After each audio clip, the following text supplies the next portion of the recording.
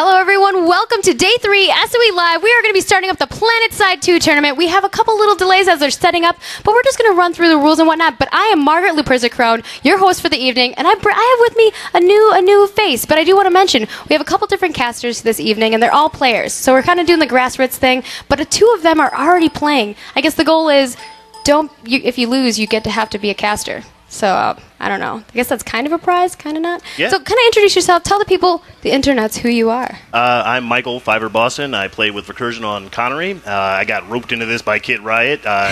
He's going to hear about it after this if I... Throwing him under the bus? Yeah, throwing him under the bus. Right. Well, you stream right and you do some stuff on your own. You do a little bit of casting, so kind of let the people know where you're at. Yeah, I do a little bit of casting on Twitch TV at FiverX2. Check it out. You can watch me get shot at by most of the guys that are playing in this tournament. That's not a way to, like... Well, that's not a way to advertise, man. You got to be like, I'm the best player in the world. You want to watch my stream. I'm going to cast. I'm going to be awesome. That's how you hype people up. You don't go, I kind of die a lot to the people that you're going to see here. No, everybody has their good days and bad days. I'm not going to lie to the folks. I don't want them to come and say, hey. I know. I was just joking around with you. You know, some witty banter. Well, yeah, maybe not so witty. Okay. I don't know. All right, we're going to run you guys through what's happening this evening. We're going to have some first-person views of a couple people from the teams. We're only going to be showcasing one team versus another, but there are all the teams in the bracket playing all at once. It's going to be crazy awesome. And we also are going to have a view of the observer. So you're going to be able to get to see a lot of viewpoints here.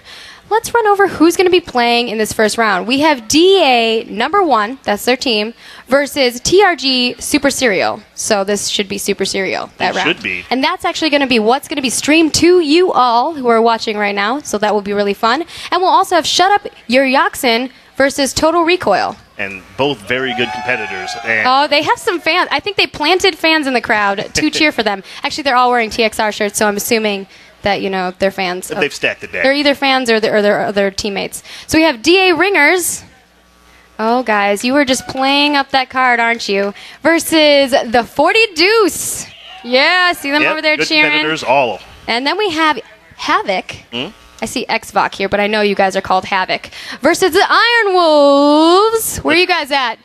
Yeah, all right. Very small cheering. And that's who's going to be playing first. We have another round that we'll have a couple other different people playing at, but that's who we've got on the floor at the current moment. We're going to be watching DA versus TRG Super Serial on the live stream whenever they're ready to rock and roll. But I do want to run you guys through a couple rules. So, these are going to be 15-minute rounds. Just 15-minute rounds. They're going to be single-point bases. And we'll tell you guys what that first base is here shortly. They did a coin flip to see who's the faction, who either whether they wanted to be the faction or the Sunderer, right? Which Sunderer they wanted to spawn at, or which faction they wanted to play. The loser of the coin toss, of course, gets the opposite faction. Yeah. So you got to pick and choose. I guess the Sunderer is a kind of a tactical thing, depending on where the Sunderer is planted. Yeah, the Sunderer positioning is very important. If you place it wrong, people spawning will just be in the line of fire right at the outset, and you don't want that. But faction's a huge thing. Some of these guys, they only play one faction. Playing out of position is, you know, it's a challenge, but most of these guys are good competitors. I've seen most of them play. Most of them I've seen play multiple different factions, so I think that they know how this rolls. That's how a lot of the PlanetSide 2 tournaments have been. It's been a coin flip or, you know, something of that sort. So that's how we're going to be figuring out that stuff. And then we have quite a bit of rules. So this is a point system base, and we're going to do max kills with infantry are 5 points. Max kill as an max is 2 points. Infantry kill as infantry is 2 points. These are non-explosive kills, remember that. And then we have infantry kills with explosives as 1 point. So maybe, you know, not the best, but if you get a lot of kills on people, it could be really good. So if you have a cluster of medics lying around and you happen to get that lucky grenade, you're going to... Or if you put a proxy mine in the perfect spot and like their whole team just happens to rush that door at once, that could be pretty good for you. And then you also have infantry kill with a max with 1 point. Then you have team kills and suicide, or team kills and suicide maxes minus 5 points. That's really, guys, watch your aim. Don't be that guy that sandbags your team, because they're going to make you hear about it after the tournament. And then we have team kills / suicide on infantry. Those are minus 2 points. So you definitely don't want to kill yourself as a max. Infantry as well, that will put you guys back. And then we have a full base capture as 25 points. So that shows you that that's going to be their primary objective. These guys really need to get that A point as soon as possible. But yeah. What do you think? What's your... Okay, as you're looking at these guys, I know you might be in one of the outfits, so you might have a preference, but if you're looking at the matchup for at least these first 2 rounds, who do you think is going to make it into the second bracket? I don't know. TRG and TXR are good competitors. I mean, if they don't pull their preferred empire, hopefully they'll be able to make it work, but I'm actually calling probably DA and Total Recoil. That's who you want to see. Yeah. What about the next bracket? You know, I haven't really run into the Iron Wolves. I can't really make a good grasp of their ability, but I mean, they made it here. They have I'm gonna wild card Iron Wolves, and he's got you, Iron Wolves. He thinks that you're gonna win, and possibly T42. Oh, because those guys are good. I've come up against them a few times. I'm sure the chat is already starting a straw poll to see who they think is going to win and who's going to make it into the next bracket. And as we move into the next bracket, we'll be telling you guys who's going to be going up against who. But I'm pretty excited. I think this is going to be a great battle. Some of the best players in the world here on PlanetSide 2 that are live. I'm so excited that there's so many teams here. I'm super stoked. I mean, I didn't expect that this would be as exciting as it is. But we weren't expecting to be even casting. Yeah, no, absolutely not. But you know what? I'm glad I'm here. It's hot, and but it's even hotter in here. This action is going to be intense, and we're going to see some heartbreaks, and we're going to see some triumphs. Dude, these guys are great. What I will say about the PlanetSide 2 community is that even though you have teams that go up against each other every day, we fight each other. I mean, some of them are old school PlanetSide fans. We all love each other in the end, right, guys? PlanetSide 2, we love each other, right? Make some noise. Yeah. Yeah, you hear that? The crowd is nuts. This is awesome. I think this is the biggest viewership of all our streams. I think on the stream as well as like the crowd. We just have this massive crowd of PlanetSide players hanging out, cheering. I'm sure we're going to hear some screaming for each of these guys as they lose or move on to the next bracket. But I don't know. This is going to be awesome. It is, and I hope everybody, all these competitors, will eat well on their other competitors, and they're going to go out and they're going to make a show that is going to be talked about till next year. Yeah, speaking of, winners, what do they win? Let's talk a little bit about that.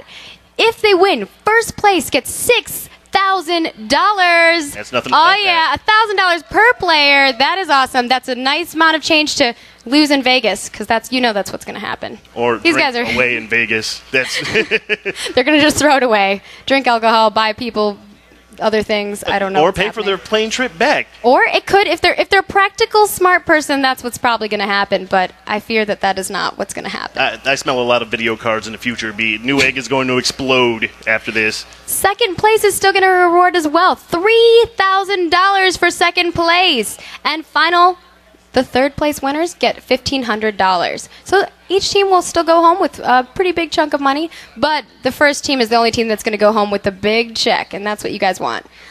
We've had some people fighting over who gets to take that home. I mean, that's one of those things that I would want hanging on my wall at home. It's like you guys all get the picture. I get the banner. I mean, they might have to have a raffle for it, maybe a 1v1. We could set that up. That'd be an interesting tournament, a tournament for the check. Oh, yeah. Then you guys all fight over who gets... Single elimination? I think... That'd actually be pretty funny. I think we should stream that if that's what happens. Indeed. All right, we're going to just toss it over so you guys can see what's going on, the setup, the crowd. Crowd, you better be giving some, thumbs up, get some signs out there. We want to see who you're cheering for. Let's throw it over there to the crowd. Let's hear you guys cheer. Woo! Yeah, make some noise.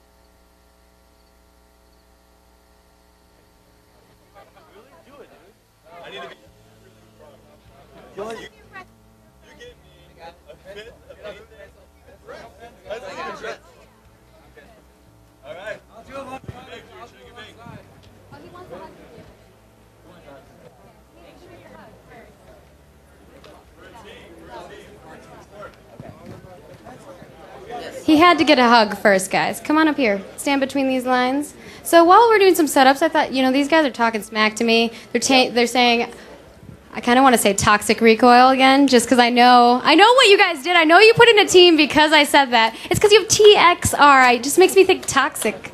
And you guys are toxic, apparently. So he says you guys are going to win. You're going to take it home. You're dressed for it. So what's the deal?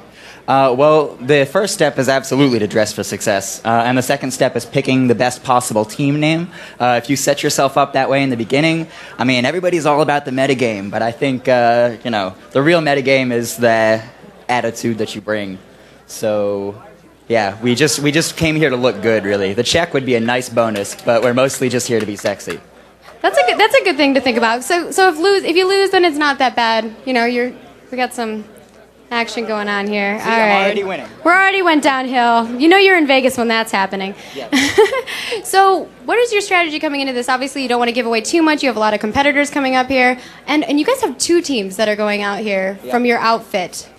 Well, we do have 2 teams. Our A team, our best guys are up here right now, and we also have a B team because They're also toxic, and the toxic stands for drunk. Yeah, pretty much intoxicated mostly. But yeah, I mean we're all here to have fun. Winning is fun, but you know we're here to play, and it's great that we can fly and spend all this money and come thousands of miles to come here and do exactly what we were doing at home. So. We're hoping that we can pull out a victory here. The point capture is obviously going to be important, as we've already touched on. Use of maxes. It's a big gamble to use a max because you have the opportunity to gain a lot of ground, but you're also presenting a big target to the enemy. So it's really just a matter of being able to react. You know, your strategy. You can have an opening gambit, but it's all about how well you can adapt to what the other team is going to be doing. So this is the 3rd day of SOE Live. You guys have gotten to experience a lot of it.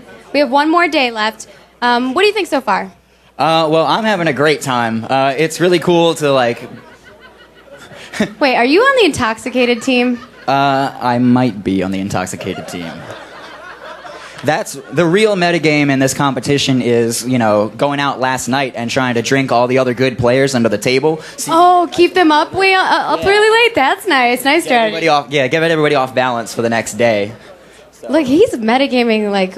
hardcore. He's not even like in game. He's like out of game IRL action. This is happening. Like, I mean, you got to do what you're good at. So if your talents don't lie in the game, then you know you got to bring it home somehow. Oh, that fits so perfect. This is all making a perfect little bundle. Yep. Yeah, well, we're all having a great time so far. So, you know, regardless of the outcome of today's match, you know, this has been great. I'm definitely coming back next year. Woo! Is this your first time coming to SOE Live? Yeah, this is my first time here. Last year it was just Changes and Toweron. This year we wanted to get the whole leadership crew out here. So it's going to be my first, and it's probably not going to be my last. Aw. See, this is what I always hear. Last year we had quite a few PlanetSide players come in. They brought in huge groups of people, but not like their full team. They were like having so much fun. They're like, I'm going to bring the rest of my guys. And a bunch of different outfits saw how much fun everyone else was having, and it just became like this huge thing. PlanetSide 2 players, we need more from you guys. Actually, I want to hear you guys cheer so we can actually hear you on the mic. You know, we saw you guys cheer, didn't really hear it. Come on, give us a cheer. Oh, you see that? That's love right there. And like I was telling you guys, the great thing about PlanetSide 2 is that everyone comes together. They're all having fun. Even if they're really just trying to deceive you all and get you all drunk so they can win the tournament, they're at least having fun and loving each other and having a good time. Yeah, it's all about the community for us, too. I mean, it was like, we heard all the fun that was had last year here, but we all just wanted to come out and meet each other and like get to see, you know, everybody in the flesh that we've been playing with for like a year and a half. It's great how easy it is to step into this situation and hang out with people in real life and like be good friends, you know? So speaking of PlanetSide 2, you got to see a little bit of, you know, the keynotes, what's ahead of the game. What are your thoughts on that? Well, I mean, I'm excited for the Valkyrie. Like we've had some sneak previews of some of the stuff that we've seen. So Valkyrie's going to be good. It's going to be a game changer. I do want to say Valkyrie's on the test server. Hop into the test server, play it, check it out, as well as all the cool Vegas SOE Live camo. You guys can check out those. Lots of bling. And we also got to see lots of H1Z1 while we're here, and I'm pretty psyched to see some of the features in the engine that are being done for that game trickle down into PlanetSide and kind of enhance our experience. All right. Well, I think we might be starting up the first round. So thank you so much for taking your time and coming up here, even though it may have been a little bit of peer pressure and intoxication, but I really appreciate it. Any final words? Yeah, peer pressure and intoxication are like the reason that we're all here, so I think it's pretty fitting. All right. Thank you. All right, we're going to head back over and check out the overview, and then we'll be casting hopefully shortly, right? That's what we all want to see. We want to see this fight happen, right? Turn it up for PlanetSide 2. Who's going to win $6,000?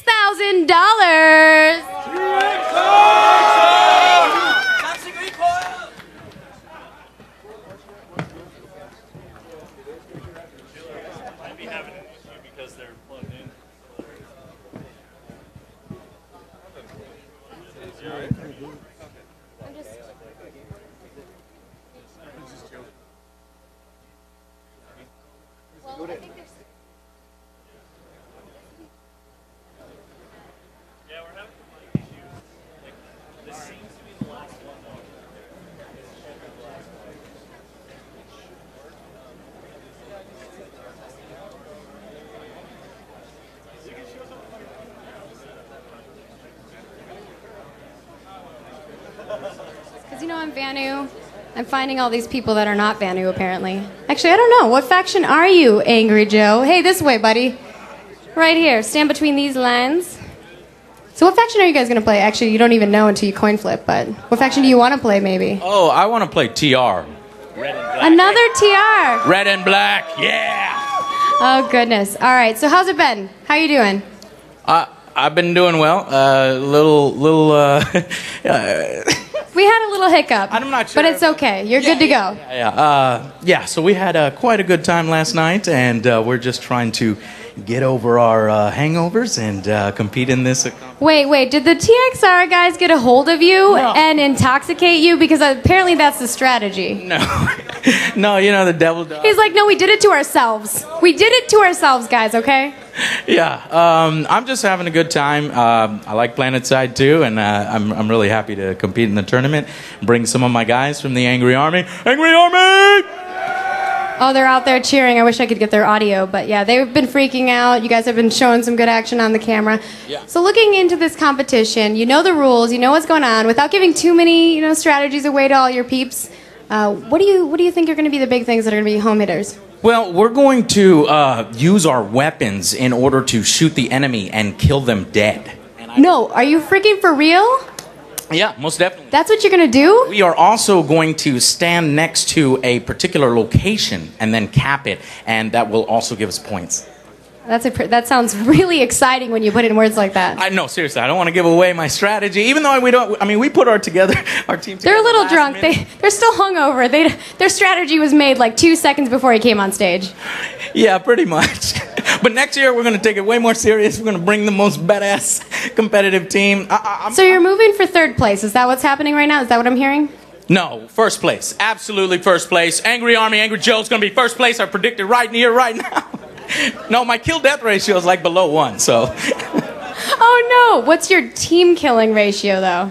Team killing ratio? It's... Yeah, I heard -5 points. Yeah, it's -5 points, and then it's -2 for infantry. Yeah, I'm probably going to, hang back. I'll probably just be a medic, Don't let him stand behind you guys. Whatever you do, Angry Army, this sounds like a bad idea. Keep him in front. That way he dies first, and you don't have to deal with him killing you. Yeah. All right. Well, thank you so much for taking the... Whoa, what was that? You had a question. What was up? Why are you being mean to me? Oh, I'm not being mean to you. No, it's okay. Do you need a hug? I know that TX What are you guy dressed up as? I have. Oh, you don't know what this is? All right. I'm a Vanu Elf Warrior. Okay. I'm a little bit of a combination of two games. Vanu Elf Warrior. That's insane. Y'all should put like indigenous life and elves and NPCs running around hossing and stuff. So what would you do with them? You would just, shoot them and make funny machinimas with them, ride them, maybe put some worms on, just ride worms and do a dune. So wait, you basically want to import your PlanetSide 2 character into EverQuest 2? Yeah, that'd be cool. Make it happen. All right, I'll get right on that. That's my next mission in life. All right, thank you so much, Joe, for coming on here and chatting with me for a little bit. Root for me, root for Angry Army. All right. You guys are too funny.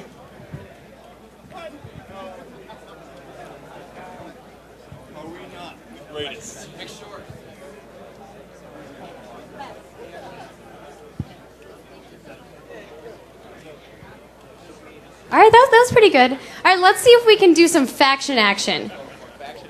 All right. TR, where are you at? I'm a little afraid of asking for the other two factions. I probably should have ended with you all. All right, so let's go NC, where are you at? That was pretty good. You guys are you have a small little cluster here, but that was pretty loud. I see a lot of outfit X shirts. I saw you guys doing like a little X symbol when we were spanning over to you guys. It was very nice. All right, let's do final and last. I like to save this one because it's my favorite, obviously. I'm a little bit biased. Actually, Sarah, come here, lovely. I need to have her come over here with me because she's also one of my friends IRL, but she's dressed up as a Vanu, and it's kind of hot. Oh, look at her. Okay, where's our camera? Can we show it on the camera?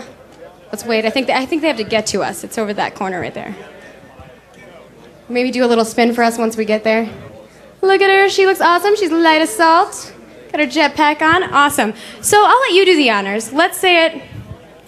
All right, let's hear it for Vanu. All right, that was okay. You kind of spread out a little bit. I think the TR and NC have infiltrated. Oh, they're on this side. All right, well, we'll redo that. Vanu, where you at? Awesome, guys. Thank you so much. Oh, man, we have our Vanu Pope here. He's sitting. I don't know if you can get a shot of him. He looks kind of nervous. I like that it says future crew. You have stepped up this. Can we have you stand up, actually? I know that they're setting people up still. Maybe we can get you. Are you? Okay, we can get you over here. Here, I'll help you. You're wearing sandals. Practical. You're like me. Let's the camera's that way? All right. Where are you going, buddy? He's like, I don't care where the camera is. It's actually right there where that red dot is. You can do that again so you can show people your awesome outfit. This is fantastic. Papa Vanu. All right, tell us what's going on here. Last year I interviewed you. It's pretty awesome. You had this thing going on. It has bling. You've blinged it out. All right, let's hear it. Well, Future Crew is very much about bling and hearts and love. Where's your rainbow, though? Oh, you got the rainbow. Okay. Got the rainbow. I don't have my Pope hat on. What happened to your Pope hat? Oh, do we need to get... I will get it. You can stand right there. The Pope shouldn't have to move to get his hat. What is that? Thank you, Luperza. He said, thank you, Luperza. I don't know if am I the only person that's like really super hungover? But like Did the TXR guys get to you too? I just want to play this match and go drink some water. That's awesome. All right, well, I'll let you sit down. Are we about to start this? Because I really would like to start it as well. I can't wait to cast this match. It's going to be fantastic. Vanu Pope, I wish you the best. I guess I hope you lose so you can go get some water. Is that what we're hoping for? Because you realize if you have to go to the next round, you're not going to be getting water anytime soon. I think Vanu will help me through it. All right, Vanu will. I like that. Vanu will help you through this. I'm going to head back to the caster deck, see what's going on, see if we can start this up in a moment. Thank you, crowd. You were awesome.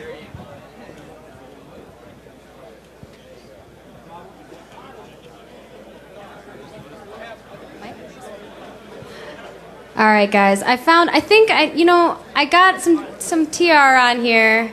I got a VS. I kind of need to talk to someone from NC, right? So I found myself a recursion player. He was actually drinking a beer. I'm sorry. Yeah. I took it from you. Go on. All right, so what's going on? Yeah, just here from Australia. Have a good time. You guys weren't expecting the accent, were you? Yeah, just here to have a good time. Are you from Australia? Yeah. Do you travel from... Oh, my gosh. So this was quite a travel for you. Is this the first time you've come to SOE Live? First time here, yeah. Oh, he's another newbie. Yeah, a couple of times in Vegas, so I know the deal. A couple times in Vegas, so I know... So what is the deal in Vegas? Drinking and cleavage. All right, I think we've heard that a couple times. All right, beyond that, now that you've come to SOE Live, what's SOE Live about? Are you loving it? Drinking and cleavage. Awesome. So that's not awkward at all. So you've been to SOE Live 3 days now. What's your actual, opinion of the tournament so far? Obviously not the tournament, but I guess like your panels, all of your keynotes, everything like that. Are you guys excited? Have you gotten to meet some of the devs? Yeah, it's really good. We got to hang around with some of the devs, see what they're doing with the game, have a look at Hizzy or H1Z1, which was really interesting, and stick around for some of those AMAs. And just see what they're doing. It's really good. Did you get any good answers from those AMAs? Or was it mostly talking about boobs and... Well, cleavage is boobs. You've definitely had a little TXR action happening. We're just going to go like you're TXR'd. From on now, that's the term. I don't know. Now we're just venturing off into another world. So going into this tournament, are you going to be competing? No, I'll be. I was feeling a bit under the weather this morning, so my recursion boys are working without me. They're working without you? I get to sit on the sideline and drink. Are you going to be a little cheerleader? You going to cheer? Let's hear your best cheer. That's it. I got. He gets the TR to cheer for his NC players. Yeah. That's how he does it. What did you do to get him to do that? It's the accent. It works for all the ladies. All right. I'm going to have to let you go. Very good accent. Sure. Okay. I don't know what's going on with that. But we need to start the tournament. We're starting the tournament. Okay, one thing. Bites is having his birthday today, so happy birthday, Bites. Happy birthday. All right, let's start this tournament up. I want to hear one more big cheer before we start it. Are all the players ready?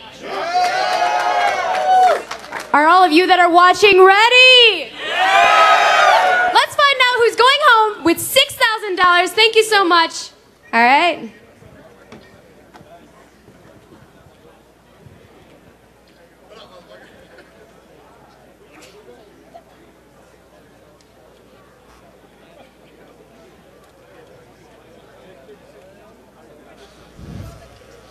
All right.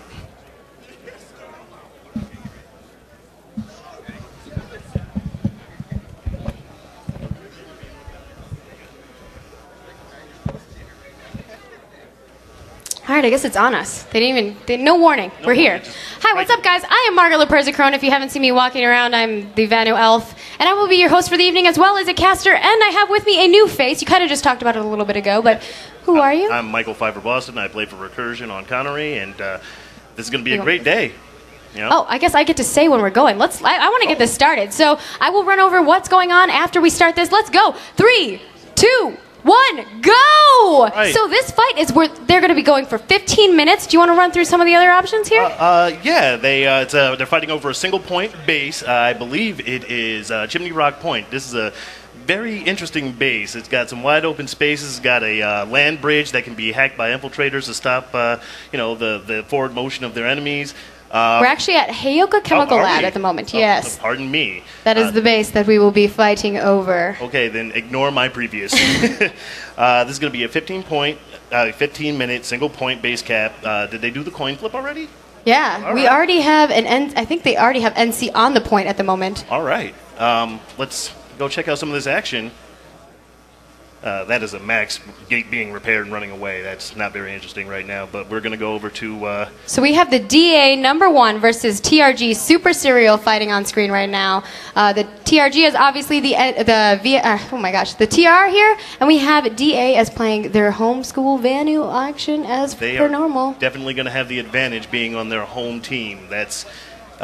everybody performs at their best when they are using comfortable weapons. You know, they know how the performance of their empire's equipment is. So Vanu were the first to get at the point here, and the TRG have taken back the point. They cleared off everybody that was there. They didn't really...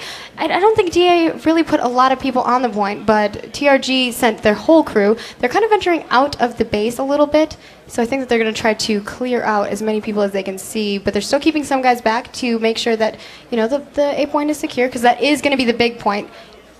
Capturing a base will be equivalent to 25 points, which is huge in this tournament. It looks like they're preparing a Max push.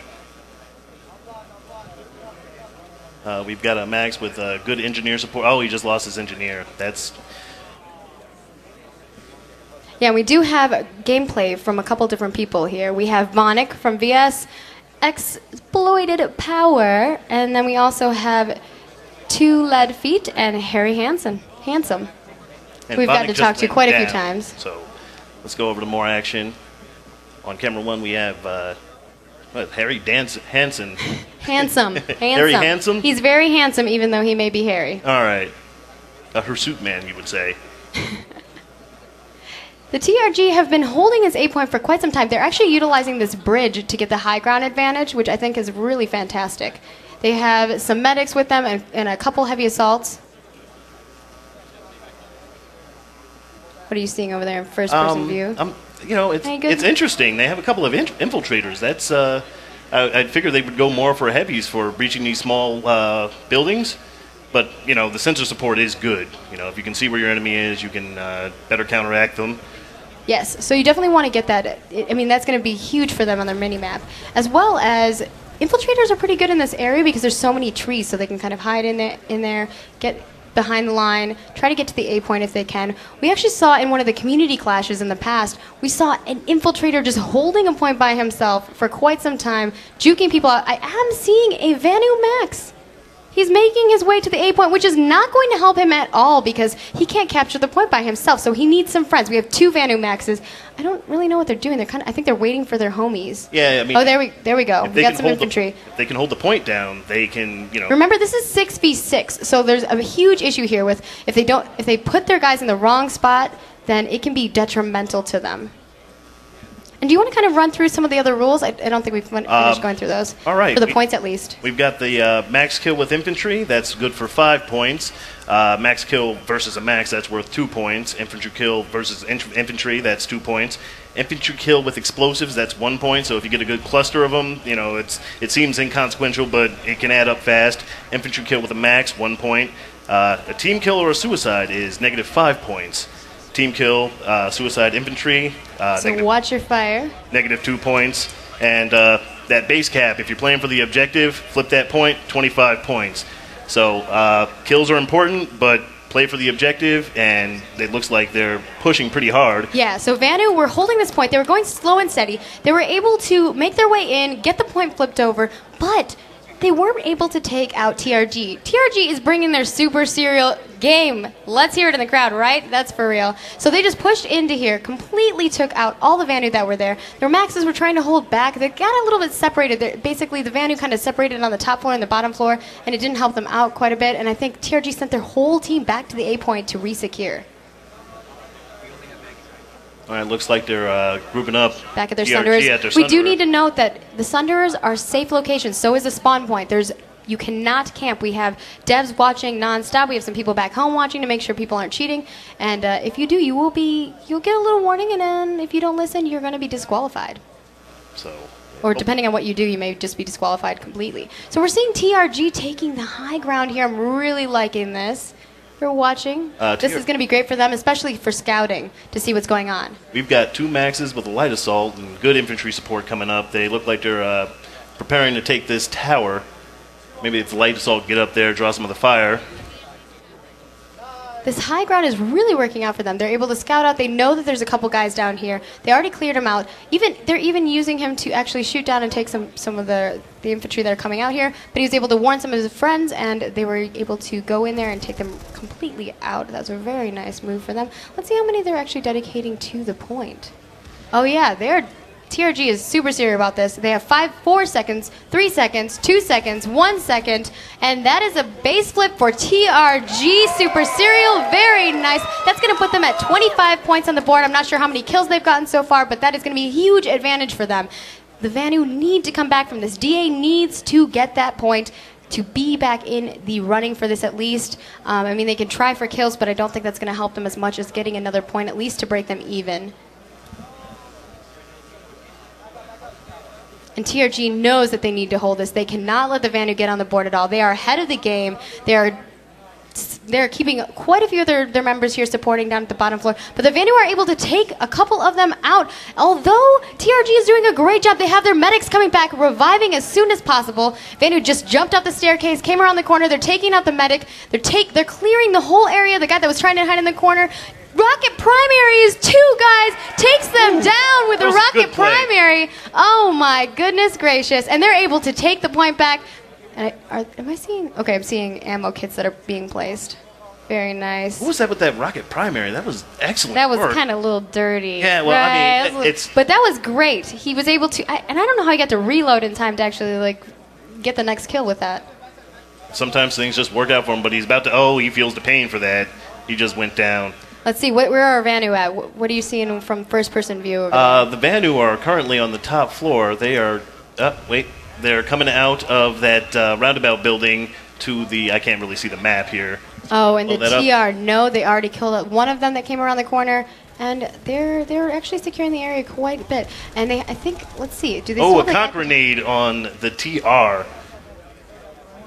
Where's that at? That was on the point. Oh, man. We have a heavy assault versus a light assault. The light assault decided to leave. They have a heavy assault that just threw out a grenade. Medic is actually pulling forward away from his crew. I think they were able to take down the Vanu that they were trying to kill. Let's see what they do here. The TR are So the Vanu are trying to hard. switch up the location that they're going. They've been attacking the side door by the staircase for quite some time, but I think they're going to try to maybe take this area with the 2-door area. Let's see what's happening.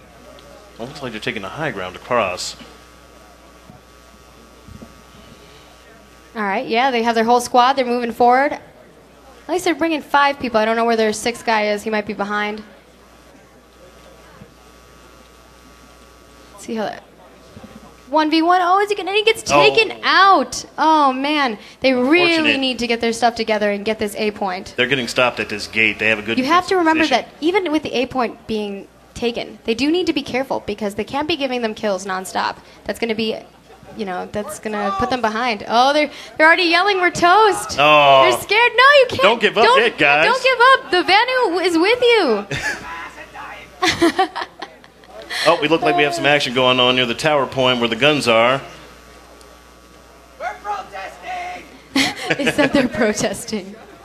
Everybody, Sunday, let's go. Oh, I hear someone in the crowd saying, "I think he drank too much, or not enough." who needs Oh, we concrete? have this little 1v1. TRG has been holding this high point on this rock and utilizing it for a little bit more coverage. And one of the Vanu came down from the bottom and it was able to take him out completely.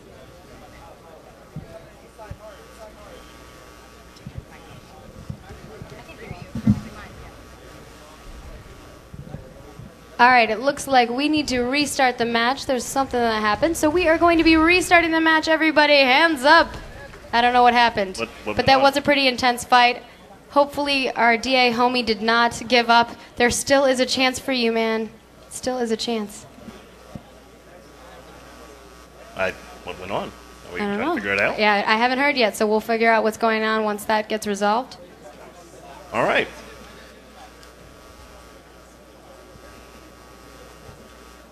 We can show off some of this combat that's going on, though. All right. Why not? Well, they're still going at it, so you know the swinging has not stopped. Now it's just practice time. Yeah.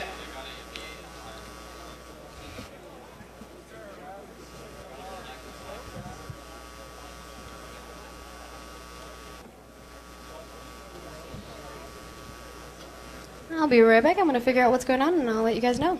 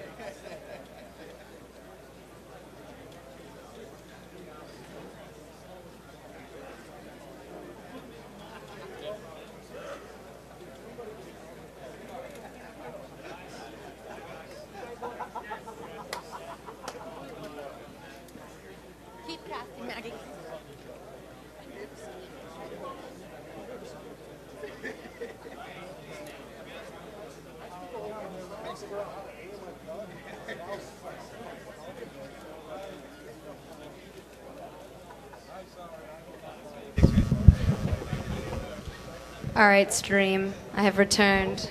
We are going to be casting. So those of you on the stage, we're going to continue casting this DRG versus DRG. Man, I'm combining you guys. Maybe I've had too much That's drink. DA versus TRG. TRG Super Serial versus DA #1. We're just going to cast for funsies until they get their issues resolved for the actual tournament, and then we'll get back into it. But for now, let's just have a little bit of fun. I'm going to be following you guys around. Let's show us what you got. They're kind of hanging out in the Sunderer right now. Just Oh, looking maybe at the they're doing guns. some plan. Talking about their strategy. Now No that- rules for this time. You guys can do whatever you want at this point. And meanwhile, the Vanu are just holding the point. Look at this.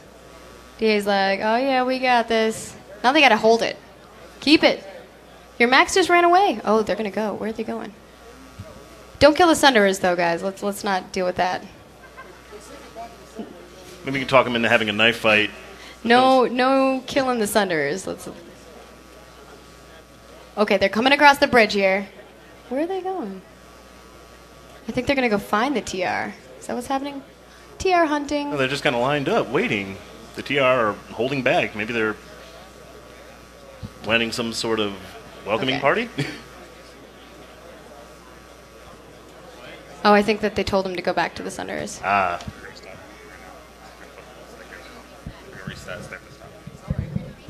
Okay. Okay, we're doing the reset now, so that's why they're all going back to the Sunderer. I was like, what's happening? And we're going to be flipping the bases over, so they're going to be the right, correct base, which is the neutral faction for each of these. Let's just go back over the rules now. Since we have a little bit of time, we can just talk about that for a little bit. So we're setting up for the actual tournament now. The real thing is going to happen, right? It's going to happen.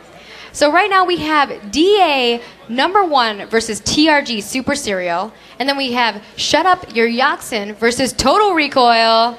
And then we have DA Ringers. I know you guys, I know what you're doing. Versus the 40 Deuce. And then we have Havoc versus Iron Wolves. Oh yeah. So we're going to be casting we're only going to primarily be casting the DA #1 versus TRG Super Serial, but all of those matches are going on at the same time to figure out who's moving on to the next bracket. Talk to us a little bit about the rules. We have a point system that you guys are going to have to be catering to. Yeah, as we said earlier, a max kill with infantry is worth 5 points. Those are the heavy units, so they're obviously going to be worth more. You take them out of play, and you reduce the firepower of the opposing team tenfold instantly. And maxes bring so much to the table, they really do. But they can't capture the point, which is the main objective. You need infantry support in order to take that point. And you only have 6 guys. Or girls, So the layout of your team is extremely important. Yes. So a max kill versus max, they're counterparts for each other. So 2 points, they're on pretty even footing, depending on the type of weapon that max has equipped. Infantry kill versus infantry, that's worth 2 points, non-explosive. So that's pure gunplay. Get those pure headshots. Gunplay, and then you really want those points, as well as you really want to get those max points as infantry. Yes, you do. An infantry kill with a max, that's worth 1 point. And infantry kill with explosives, worth 1 point, but if you can catch all 6 of the opposing team in one, you're going to rack it in. Yeah, you can rack those points up. Team kill, max suicide, that's going to be a negative 5 points, so watch your aim out there. Don't kill yourself or your friends that are in max suits. I know really you get in the zone and you're grabbing great handfuls of kills, so... More like they just run in front of your bullets. That's you guys know that's what's really happening. Well, it's never my fault. It's always that guy who just ran in front of me. Didn't he see me? I was killing that guy. All right, you got your team kill, suicide, infantry. That's negative 2 points. Full base cap, 25 points. If you get one of those, it's going to take the other team a good amount of kills to come back from. So. And the big money maker. Yeah, that's so these matches are 15 minutes. Yeah, right. So you want to capture that base, 25 points. If one of the teams gets that 25 points, your next objective is you got to match that, right? You know that they at least have that on the board. Flip that point back, start killing their maxes. Every max that comes out, pop them. That's worth 5 points. You can come from behind. It's not hard. The skill of these teams, these competitors, they're good.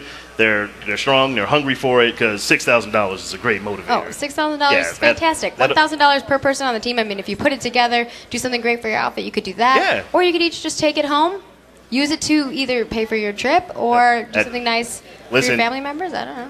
Get a 780, put it in your computer. There you go. Increase that frame rate because frames equal, more kills. Yeah, that's what this is all about.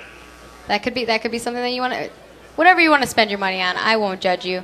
So we have 15 minutes per round. We'll see what kind of points they can rack up, and then we have this single base that they're going to be doing. So they're going to have 2 Sunderers set up per faction. Mm-hmm. People need to not kill those Sunderers. They can't cap them. Otherwise, if they camp them, they will be knocked out of the tournament. That's a DQ. As well as if they do that to the spawn point. So whoever owns the base also gets that spawn point for the base. You cannot camp that either. Puts them at a distinct advantage if they have control of the base. Well, it gives you 2 locations to come from, right? Indeed. If you don't know where your enemy's coming from, you can't properly plan a defense. I mean, granted, you only have 2 locations that they can really go from. Well, we have some pretty tricky teams. That's why there are jetpacks and cloaking in the game. Well, I guess unless they team spawn. Well, that could happen. And then you you have 3 locations for them to come from. Yeah. Well, you got to kind of know where the guys are at to begin with. So And use your infills.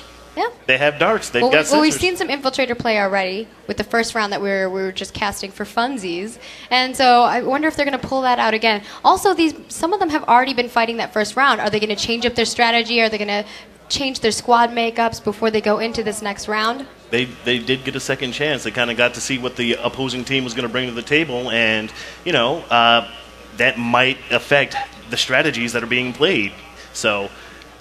They obviously got a good chance at redemption. We had a couple of guys over there screaming, "We're cooked," but now you're not. So get that second win. What's funny is that was like the TRG guys saying that. I think they were ahead. Oh, hey, how you doing, man? They were ahead, and he was freaking out. So I was like, I think he's a little drunk or something. We got 2 minutes left until we start our tournament, which that's fantastic news. That makes me really excited. I know these guys are getting amped up. They're putting their headsets on. 2 minutes, yes. Getting ready to rock and roll. All right, there. and something we should note is people are probably wondering in chat, how do I pick my faction? This is a 2v2, 6v6. That was done by coin flip. Either you picked the Sunderer you wanted to spawn at, or the faction you wanted to play. The loser, of course, has to play off team, and that can affect how the strategies are going to work. If you play, well, I mean, if you only play one faction, you're at a huge disadvantage if you don't know the other 2 factions' weaponry. That could pull you down. But I know a lot of these teams here have played multiple factions. They know the weapons really well, and I think that they're prepared for those options. And hopefully they were practicing before they came out here, hopping on the test server. I know a few of them were. I saw a couple of them last night. They're like, we're going to practice. Or in the morning, actually, I saw a few of them talking about that. That's dedication. There's a good motivator on the line. The other option is the Sunderer. So which Sunderer location are you going to pick, right?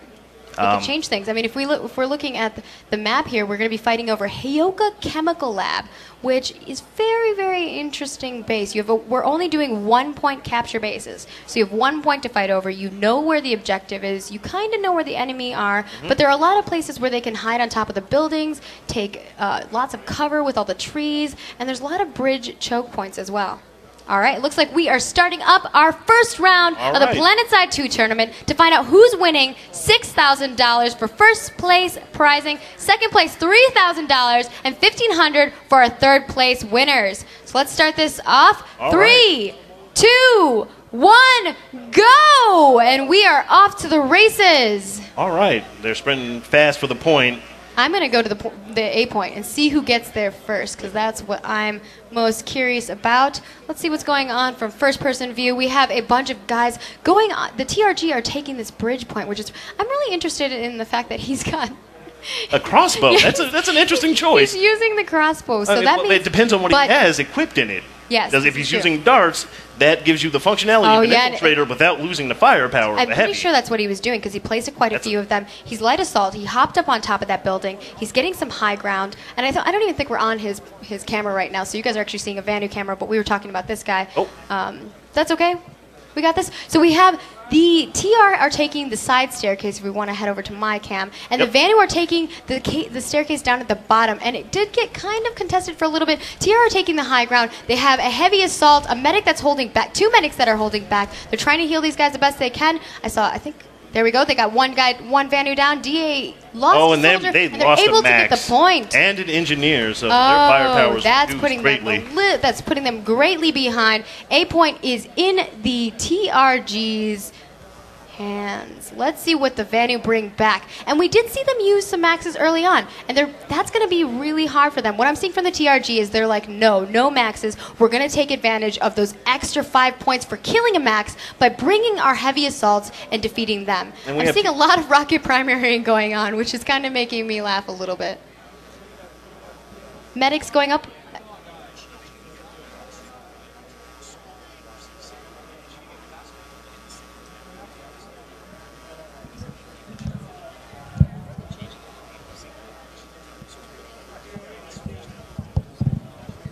All right, it looks like we are changing things up a little bit in the bracket system here. It's going to be total score, instead of single elimination, moving on to another bracket. It's total score. So for those of you that are in the tournament or going to be in the tournament, coming forward here, remember that may change quite a bit of your strategy. You want to get the total score as the highest in order to move on and see if you're the winner. So you want to get on that point and get killing. Yes. All right, let's get back into this match. What have you seen so far while I was gathering that information? The VS are really playing very aggressively right now.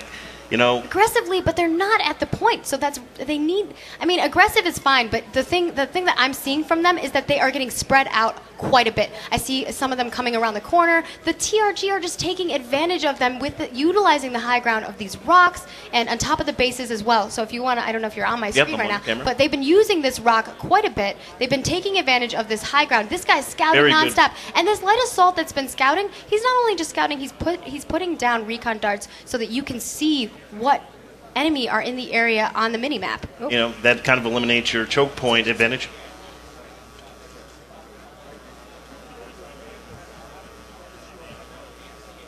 So what are you seeing over there? I am watching, who's on this cam? That's Vonic VS. He's making a push toward the base. He's trying to see the class he's playing. He's playing a medic. So getting some of his guys back up. Hopefully he'll be able to raise them and get them toward the point. So if we go back to my screen, you can see that the Vanu tried to push in here. They have one guy that's right on the point. He is actually trying to flip it, but the TRG know that they're there. They had quite a few guys here. They were able to. And they're coming with the max. Down. Oh my goodness! I think the Vanu might be able to flip this. They do have a max up top. And good engineer support. And they have an engineer repairing him, but there's some guys coming from behind. They were able to take him out. Very nice. We got a medic reviving all of the guys. And they still have some TRG on the A point. 1v1, taken down. There's still a couple more people here. Let's see how this goes. 1v1, 2v... He goes down on the point. And the Vanu are going to be able to possibly flip this. I think I see an infiltrator running around as well. So they're a little spread out. So we have the Max up above with his engineer. We have a couple more guys. They're trying to hold this high ground. TRG needs to push fast or they're going to get an entrenched position. And once they get those choke points set, it's going to be hard to dig them out. Remember, they only have 6 people. So they have to figure out where the best place is to put them. They know they have the A point now. They have 2 minutes until the base is flipped. They're keeping the Max forward. We just saw a grenade go off. That Max is a good force multiplier, and they're using it to their advantage. 5 points for them, so he's going to be the primary target to kill anyway. I think he's going back. He needs some repairs. I saw a couple grenades already hit him. The Vanu are separated a little bit. They have their infiltrator down at the bottom, but they are pushing. They're holding the top staircase for this A point. I think it's a great point. That was a good try to take out their Max, but that C4. Did you catch that? All right, and the TRG is throwing in some more grenades. Oh, one of their guys is down. They have 2 left. They have a medic. The medic's trying to get around the building. He's able to escape. I don't know if he's going to be able to revive his friends because they're just too far up into the base. And Vanu are just holding that staircase. See some rocketing. He missed completely and is taken out by that Max. DA bringing it back, holding this A point. They do not want to lose it. Absolutely not. They're dug in and they're not giving up that position. They've got good medic support. They got good engineer support. They're playing to the choke points, and that Max, they've got to focus him down, or they're not going to have a chance to get in there. So they've been getting a lot of Max kills on infantry. How many points is that for them? Max kill on infantry, that's worth 1 point. So. All right. So that's actually less points, but if they continue to keep up the farm and keep the Max going. Yeah, if they are farming. The problem is that if he kills 5 people, that's only worth 5 points. If he gets taken out, that's 5 points against him. But they hold that point. So, they got that TRG is like, you want to bring some Maxes? We're going to bring some Maxes. They have 2 Maxes. They're rushing in. They're taking out. Their engineer is just dedicating himself solely to repairing. Not even shooting. But he's not... not able to... But the Max was not able to save him. He did not position himself in a good place, so he lost his infantry. Vanu was really smart. That Max just took out that engineer that was preparing him and then kind of booked it. But he can't cap the point. If he has no support, he is in there alone, and they're going to come for him. Oh, man. So we have 2 Maxes. Like you said, 2 Maxes that can't do anything to this A point. But they can hold down the fort. They can be like, no one shall trespass. None shall pass. But they're kind of just holding it for the Vanu. Oh, we have 10, 8, 7, 6, 5, 4, 3, 2, 1. Oh my gosh, this point is going to go to Vanu if they're not able to get it. Oh, and the infantry just showed up just too late. It looks like DA #1 team is in front. DA versus TRG is at Wokuk, not at Heyoka. All right, so I don't know which team that we have here. That's what I was told. Oh, can we fly over there and check them out? Well, I mean, this is the people that we're casting. All So right. I don't know. This is the names that I was told I was casting. Okay, I'm casting TXR versus... That's TXR versus... Okay, so shut up your Yoxin. I'm guessing it's the other team. That's what I was... All right, they're not giving us good info. We're doing it live, though, so... We're doing it live. I'm just going to call them TR and VS from now on because we don't know who we're casting. Hopefully one of the people out there will let us know who is at these two PC areas over here for us. And how much time will we have in the match that we're actually observing?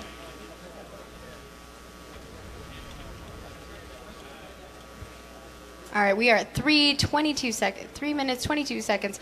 They have one max on the point at the moment, and a couple infantry and a medic, and another max in the back point. So they're spreading out their maxes, trying to hold this in this area. What do we see from the Vanu? We're looking at they're outside the gates. They need to push in quick. They're just getting stalled out by... Well, they got 3 minutes, so they have some time to kind of figure out what they want to do and make a push onto this base.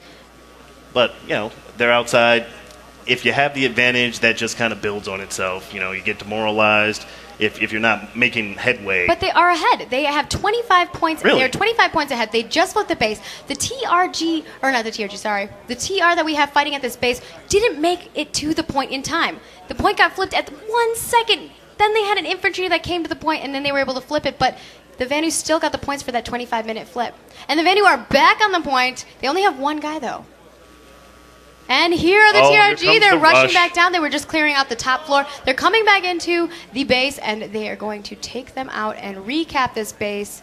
We'll see who gets the flip. Been a little bit of back and forth this time, but the TR know that they need to get this.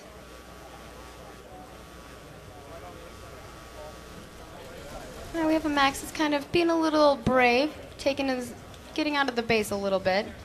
I think you're right. I think, when you're in this A point, you do have the advantage. But the problem is that there's a lot of ways for the enemy to make their way into the base. There's a lot There of are ways two in. high doors at the top here.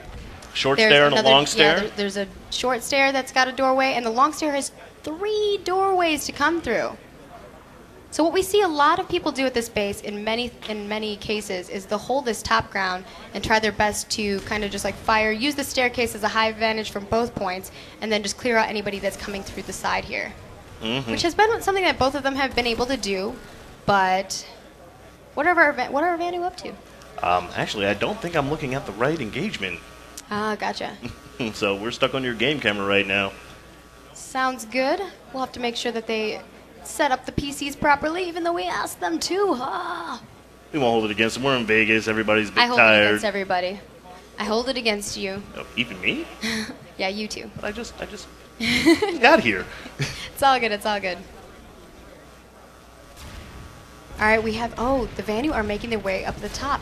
This is interesting to me. I don't see a lot of people push from here. Oh, and this Max just comes out. He murders 2 of the infantry. There's 1 Max left. That's worth 5 points. Why are they... All right, he knows he needs to book it out of there. He knows he's worth a lot of money. The enemy is trying to get him, but they're not gonna force themselves to engage. They're gonna pull back a little bit. They're gonna get a little bit of some NG love. The NG's I think he's just scouting a bit. And we have 4 minutes left, so I believe the VS are ahead right now. Yes, the 4 minutes left, and in this fight we have the VS at 25 points ahead. I don't know how many they're at as far as the kills go, but we are at 1 minute and 8 seconds. And how many minutes do we have left in the match? That's 4 minutes. 4 minutes. So or just under 4 minutes. The now. TR here can come back. They can take this point. We have less than a minute left on the point. They're definitely watching both of the doors. They know the Vanu are coming. The Vanu are going to try to go through the same doorway that they just came through, which is interesting to me. Like, why would you go through the same door that you just went through that you got murdered in? Insanity. That's the very definition. But they're bringing a different strategy with them. Instead of bringing their Max and their infantry, they're going both heavy assaults. They have 2 heavy assaults, and they're rocket launching as much as they possibly can. They have a medic back there. If those heavy assaults are carrying conch grenades and they stack that hallway with conchs and 1 that Max down. becomes ineffective. This is not going well for them. They have 1 down. Oh, they were able to take 1 down, so that's 1 for 1. Wait, we have a that Max Max is kill. moving up. 2 Maxes, and the Oh. Maxes were able to take them down. Oh, man, if they could have just got 1 of those Maxes, that would have been worth 5 points for them. And the A point is in the Vanu's hands. Those Maxes are not going to be able to flip Nope. the base. Without the infantry support. Oh, did you see that? That was an infiltrator from the Vanu that came down there and flipped that. Very nice. Very sneaky. We didn't see that because we were too busy watching what was going. So that was their strategy. They're like, okay, we're going to come through the same door that we just went diversion. through. Yeah, and then they were able to push in. Oh, with but their the point has been flipped back. The TR. 34 seconds. The Vanu needs to get back here and take this to keep their advantage.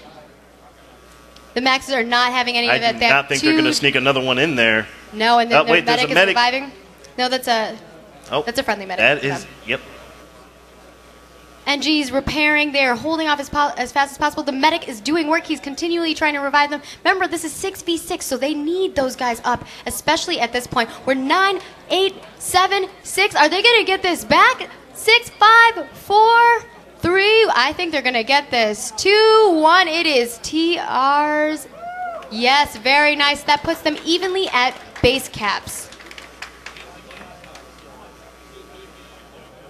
I think we may have an issue. I didn't see. Okay, there we go. We see the base flip. Awesome, fantastic. All right. So we do have a Vanu and a TR. So they, as far as base caps go, they're fair. We don't know the stats on the kills, but we have seen quite a few maxes from the VS. So we can assume least 5. And TR has been doing a great job with mutilating them completely. So we've been seeing quite a bit of that. So that has at least put them in the advantage as far as that goes. But TR has pulled some maxes, and one of them just went down right in front of the camera here. So that means the Vanu at least have 5 there. So we'll have to see how the points end up in the end of this. Well, the TR probably offered grouping now, and I'm eager to see what they come at the VS with. Yeah, last time when they were trying to push this base, they pushed in with a max. So we have 1 minute till this round is over, and they are not going to be. No base is going to be flipped in this 1 minute. Absolutely. So right now it is just get as many kills as you possibly can. If you see a max, murder the crap out of him. He's going down. They're setting up engineer turrets. I think they're going to still try to hold this, even with that. Oh, this is kind of actually still a good thing for them to hold this because they know the enemy's going to come. They know right where the choke point is. They have that defensive position. The They enemy can turtle needs up. to get those points up. And the only thing that the enemy can do now is throw bodies at the situation. All right. And this is the last final second. These are the last final seconds. What are you seeing? At least from the TR, because I think we do have their viewpoint. They are still outside the base. They are trying to make a push in. It's a couple of maxes. We got a light assault. They're pushing that door, but that defensive position from the VS. That's kind of scary to me. They're pulling maxes as their final hurrah. Well, although there they 1 go. kill down, Looks 2 like kills it's down, effective. 3. Oh, and their max And goes we're down, but done. that's 5 points. The game is ended. It is over. That is the match. Good job, guys. I think we're going to get the stats here shortly, but fantastic job. Hopefully we can switch over Good job, and watch guys. the setup as we're doing that. But that was crazy. It was. Maybe, hopefully, what we're going to try to do next round, guys, is we're going to try to get some first-person views from the 2 teams that are fighting against each other. I thought that's what we had. Sorry about that. When you guys were seeing different views, you're like, what's happening right now? Sorry, I know you're a little bit new here, so you probably didn't know what was happening. You're just... Oh, no, things are going great. I mean, I'm excited to be here in Vegas. This is a great opportunity. I mean, hey, it's a once-in-a-lifetime type of thing. Oh, for sure, for sure. These guys are screaming. I heard some people yelling for TXR because I think that's who we had fighting one another, but I didn't want to say any names that were incorrect, so I just went VST. We had the wrong screens here. We had some broken information. Yeah, we'll it's all good. We'll get it set up. We'll get That it was fixed. still a cool match to watch, man. Very It was exciting. neck and neck. So both of the teams, the VS and the TR, both got an A point. So that at least puts them even there. But I there was saw a lot of maxes being I saw a lot killed. of Vanu maxes getting killed. So I feel like the Vanu kind of got pushed back at the end there. But we'll have to find out how that goes whenever we figure out the stats for each of these. I think they're going to toss them our way. But right now, let's just show off the setup so that we're not, Yeah, wanna see us forever. yeah. You wanna You're see getting tired of seeing these my wonderful face. I people know. that are playing. Take a look at the people out here, the beautiful people in Vegas having fun, playing PlanetSide. Material, time to get super drunk. Shall we, gentlemen?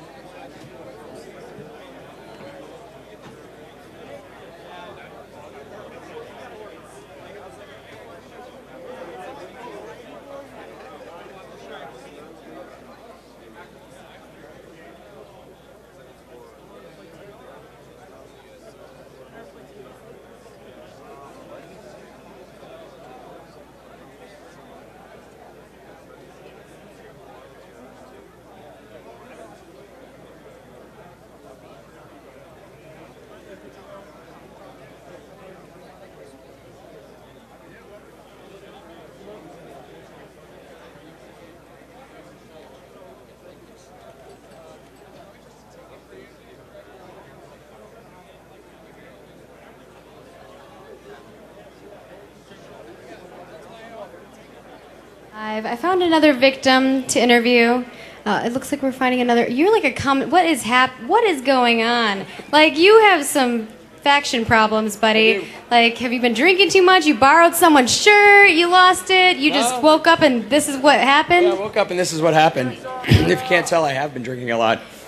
But you know, I'm in both, so I'm like a lot of us. We all play everything. So which one's the best? Well, obviously you're wearing the shirt has more space than the hat. So what's? We're supposed to be playing for Devil Dogs later today. So, but we have a mixed TRG Devil Dog team. So a lot of us are wearing both. All right. Well, let's introduce you so people know who you are first. I'm Vercon, playing Connery for both TRG and Devil Dogs. Actually, an officer for the Devil Dogs. And you're competing, correct? Correct. All right, so how's it been so far? It's been great. A little rough for you guys, but it's been fun. It's always is. I mean, that's why we all come. We all have fun. We all get drunk. And that seems to be the running theme for this. The people are going to look back and watch the stream and be like, what happened? No wonder why that was chaotic. So you've gotten to see a few of the rounds, a couple people playing. What are your opinions of it so far? Like, who do you think is ahead? I think Das Amphal and Future Crew, I didn't get a chance to see much of the Iron Wolves match. Those three teams are pretty tough. TRG looked okay, not great. Oh no, they're like, look at it, they're gonna, look at all they hate. Oh man, you're getting. I gotta rep my boys. You might need to take the hat off at some point. Hey, I'm trying to build you up, make you feel a little better, but. I will say that I was watching some of the TRG guys play earlier. From the first, he took that. That's Stardust there, your great fearless leader. Yeah, it is. He just took the. I think that means you're out of the outfit. It's okay. He's okay with it. Maybe he has had too much to drink. I don't know. Yeah, our kind compatriots from TXR have been giving me some rum, so. Oh, they've been. Oh, I see what's going on. You guys have already started this. The TXR guys are, man, they're... It never stopped. This doesn't stop. It starts and then ends. Okay, so did you come here with anybody? Is this your first year? No, this is my second year. I came with TRG and Devil Dogs, so we're having fun. We've got, I think, almost 40 TRG this year. It's actually almost reverse. We got 40 TRG this year and about 20 Devil Dogs, which is the opposite of last year. Yeah, Devil Dogs came up and they basically took all the slots for the tournament. I was like, what is happening here? Yeah, it was. We had 4 teams last year. We only have half a team this year, so a lot of people didn't want to play. Aw, why do you want to play? Come on, guys, come play with us. It's because TXR was feeding them more drinks. Yeah, that doesn't help. I love it. All right. Anything you want to say? Some words of encouragement for the players here? No, just do your best. I mean, obviously, it slows you down. You're probably a little off for the game, waiting, but keep it, play. This is building the amp. This is the calm before the storm, okay? It is. It's the fun part, the anticipation. I mean, it's like our compatriots from TRG said earlier. It's all about the meta game. It's all about thinking and sticking to your game plan. So you saw a lot of action going on so far. We've seen quite a few people using the maxes, even though the maxes, if they get taken down, they're negative. Like that's 5 points that you just lost if your max dies. What do you think about this strategy? I know TRG personally. Well, you're not wearing a TRG hat anymore. No. You were dubbed. It was taken away from you. But I already saw some of those guys playing with that. What did you think? I think the max, it's a valid thing, especially if you got to break a point defense. The max scratch works. It may be worth a lot of points. It may cost you the points, but if you can flip that point, that extra points helps. So yeah, you can always go back and switch your right. You can like go do your max crash, take the point, clear the point, go back, re-secure that. As long as you have your other guys pulling in and kind of doing that wave thing for you. Yeah, exactly. I mean, you can always go back. You can get more explosives. You can get all that stuff, and that is huge. I mean, you don't necessarily lose that 5 points just because you pull the max. There's that chance, but it's an option, and it's a valid option. I think it's a great option. So now the tournament has kind of changed tides. It's no longer this bracket system. You have to get the highest point. Something that I mentioned towards the end of the round that we were watching on the stream was that we got to a point where you didn't have enough time to actually cap a base. A base cap is worth 25 points. So what do you do? I think you need to focus on kills, need to keep moving. I think it definitely helps favor, especially with a tight base, and see if they're playing with scat maxes. That's where scat max could really come in handy. As long as you keep that guy alive. I did see they were trying with their NGs, but the problem is that people were getting smart. Like the Vanu came up right behind, killed their NG. That really hurt them. Well, and it shows the power of light assault and rocket primaries. May not like them, but that's what they're there for. I mean, a rocket is a perfect counter to a max. And the thing is that you can basically you can take it so that you don't have any maxes and you just bring those heavy assaults. They're pretty tough. They can do all the things that you need them to do, and you can also take out any enemy maxes that are on the way. Exactly. I mean, as long as you've got an engineer giving you some ammo, helping you out, an assault, light assault or heavy assault, excellent. I mean, you can do pretty much everything you need to do. All right, well, I think I'm going to figure out when we're going to be starting here shortly. And thank you so much for chatting with me for a bit. I don't know. There we go, left hand in it. Yep. Want to give a shout out to anybody? Go TRG. He's wearing the Devil Dogs shirt, and I think he just really wants his hat back. All right, guys, we're going to figure out what's going on, and hopefully we start soon for the next round. I got my hat back.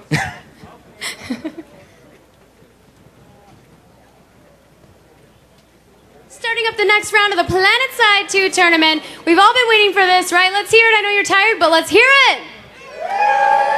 All right, players, get ready. 3, 2, 1, go! Go. I'm going to swap it over. Let's see the casting desk. We have new faces. Hey everybody, I'm Kid Riot, and with me is Harry Handsome from Das Onfall, represent. Yeah, we're going to be watching TRG and Goddard, and they actually had some pretty good history. A long time ago, they had a community clash match, and it was one of the most intense matches I'd seen. So I'm sure that rivalry is sticking in their heads right now. Yep, and the base again is Will Cook Shipping Dock. Here we go. We got both guys going for the points here. I'm going to go ahead, Kid. I'm going to switch into this max POV here. It's the Sardis' POV from TRG. There we go. They're engaging. We see smoke popped. I'm not sure how effective that's going to be in the long run, but it's working well inside this point. Yeah, it's one of those things, too, because most of these guys, nobody really uses Iron V anymore. So if you catch guys off guard with that and you're using Iron V, you just kind of scored a point in your favor. Looks like TR has control of the point. They're operating well to hold it down with those maxes, using them as best as they can.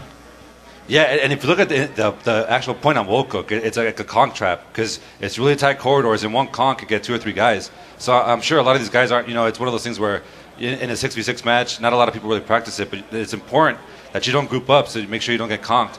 Right. And pop back out to the wide shot here, see if we can get an eye on what the Vanu is going to be doing coming in here.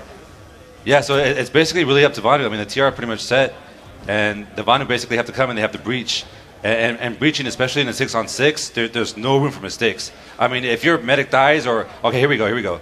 Looks like they're getting ready to breach. I'm going to go ahead and switch into Zulor's point of view from Goater. Yeah, and if you notice, the VS are choosing not to use maxes, or at least any that I could see. There's 6 guys here, no maxes. They're trying to play it safe, keep that point advantage if they can. Here we go. Attempt to C4 is not working out. TRG looks like they got their bases covered. Yeah, and it's one of those things, too, where, I mean, peeking is huge because you could slowly whittle down. But if you're fighting 2 maxes and the NG is safe, dude, they could do that all day, man. There's no way. You really have to push in. Okay, we're going to pop back out to your view here, and let's see what's going on. Yeah, the TRG maxes are getting aggressive here. They're pushing out. And with no maxes, like I said, I'm probably going to sound like a broken record, but with no maxes on the VS side, they really have to watch out because, they don't have that repairability like the maxes have. They don't have those hit points. Right, they've got a heavy in there. They've got their NG in there. They've got their bases covered. They went in and got on top of that point first. Goater's going to need to do some serious room breaking here if they want to bust them out. Yeah, and there's not a lot of time. If you look at the clock, you have 2 minutes. And with the way it works, I mean, you get those 25 points. And if you're not able to take it, I mean, like how do you make that up? That's what, like 12 kills worth of points? And Goater's looking like they're really struggling to have a plan right now to make up that point deficit. They might have to go back and grab maxes if they want to make it work. Yeah, I'm actually looking for them right now. I don't see where they're at all. Do you know where they're at? Yeah, it looks like we're going to go ahead and pop into Zulor's point of view again. It looks like they're trying to breach a little bit or at least take control of that 3-story building that's right next to the point entrance here. Yeah, so I mean, this just goes to show a lot. I mean, like the thinking, there's a lot of pressure. Most of these guys, I say most of us actually, have never played on a stage. And so there is a lot of pressure. I mean, there's the lights, the people, the crowd. But for them to actually rotate to another opening shows that they're trying to breach. But again, there's no way for them to break 2 maxes without maxes of their own. Right. TRG just has a strong hold right now. Yeah. And they're going around feeling, trying to put a little pressure here, a little pressure there, trying to separate TRG. But like with the base, it's basically an underground H. So those maxes can charge from door to door. They're going to react and just counter their counter. I'm seeing in the squad composition we got 3 heavies on Goater's side, but I'm not really seeing the rockets work. Once again, they may have to go back and re-equip what they need to break this room here. Yeah, definitely. And I mean, with only 40 seconds left, you're almost forced to try something, right? You can't just respawn. Right. You lose the run time is like at least 30 seconds to the sitting here is definitely starting to become a waste of time for them.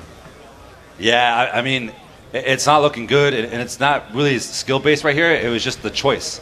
And that was the interesting thing about the 6-on-6 and the maxes being allowed. It's like, what do you do, right?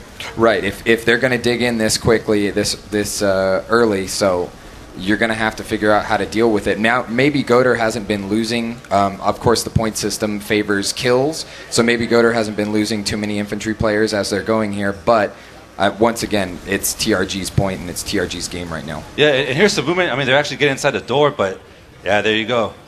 25 points to TRG. And actually, I think when the smoke popped at first, I thought it was the VS, but it looked like TRG was popping smoke, and the only reason was to get to the point, unmolested, unharassed, and then settle down, sit on your haunches, wait for them to come to you. Right, so Goater's going to have to back up and regroup.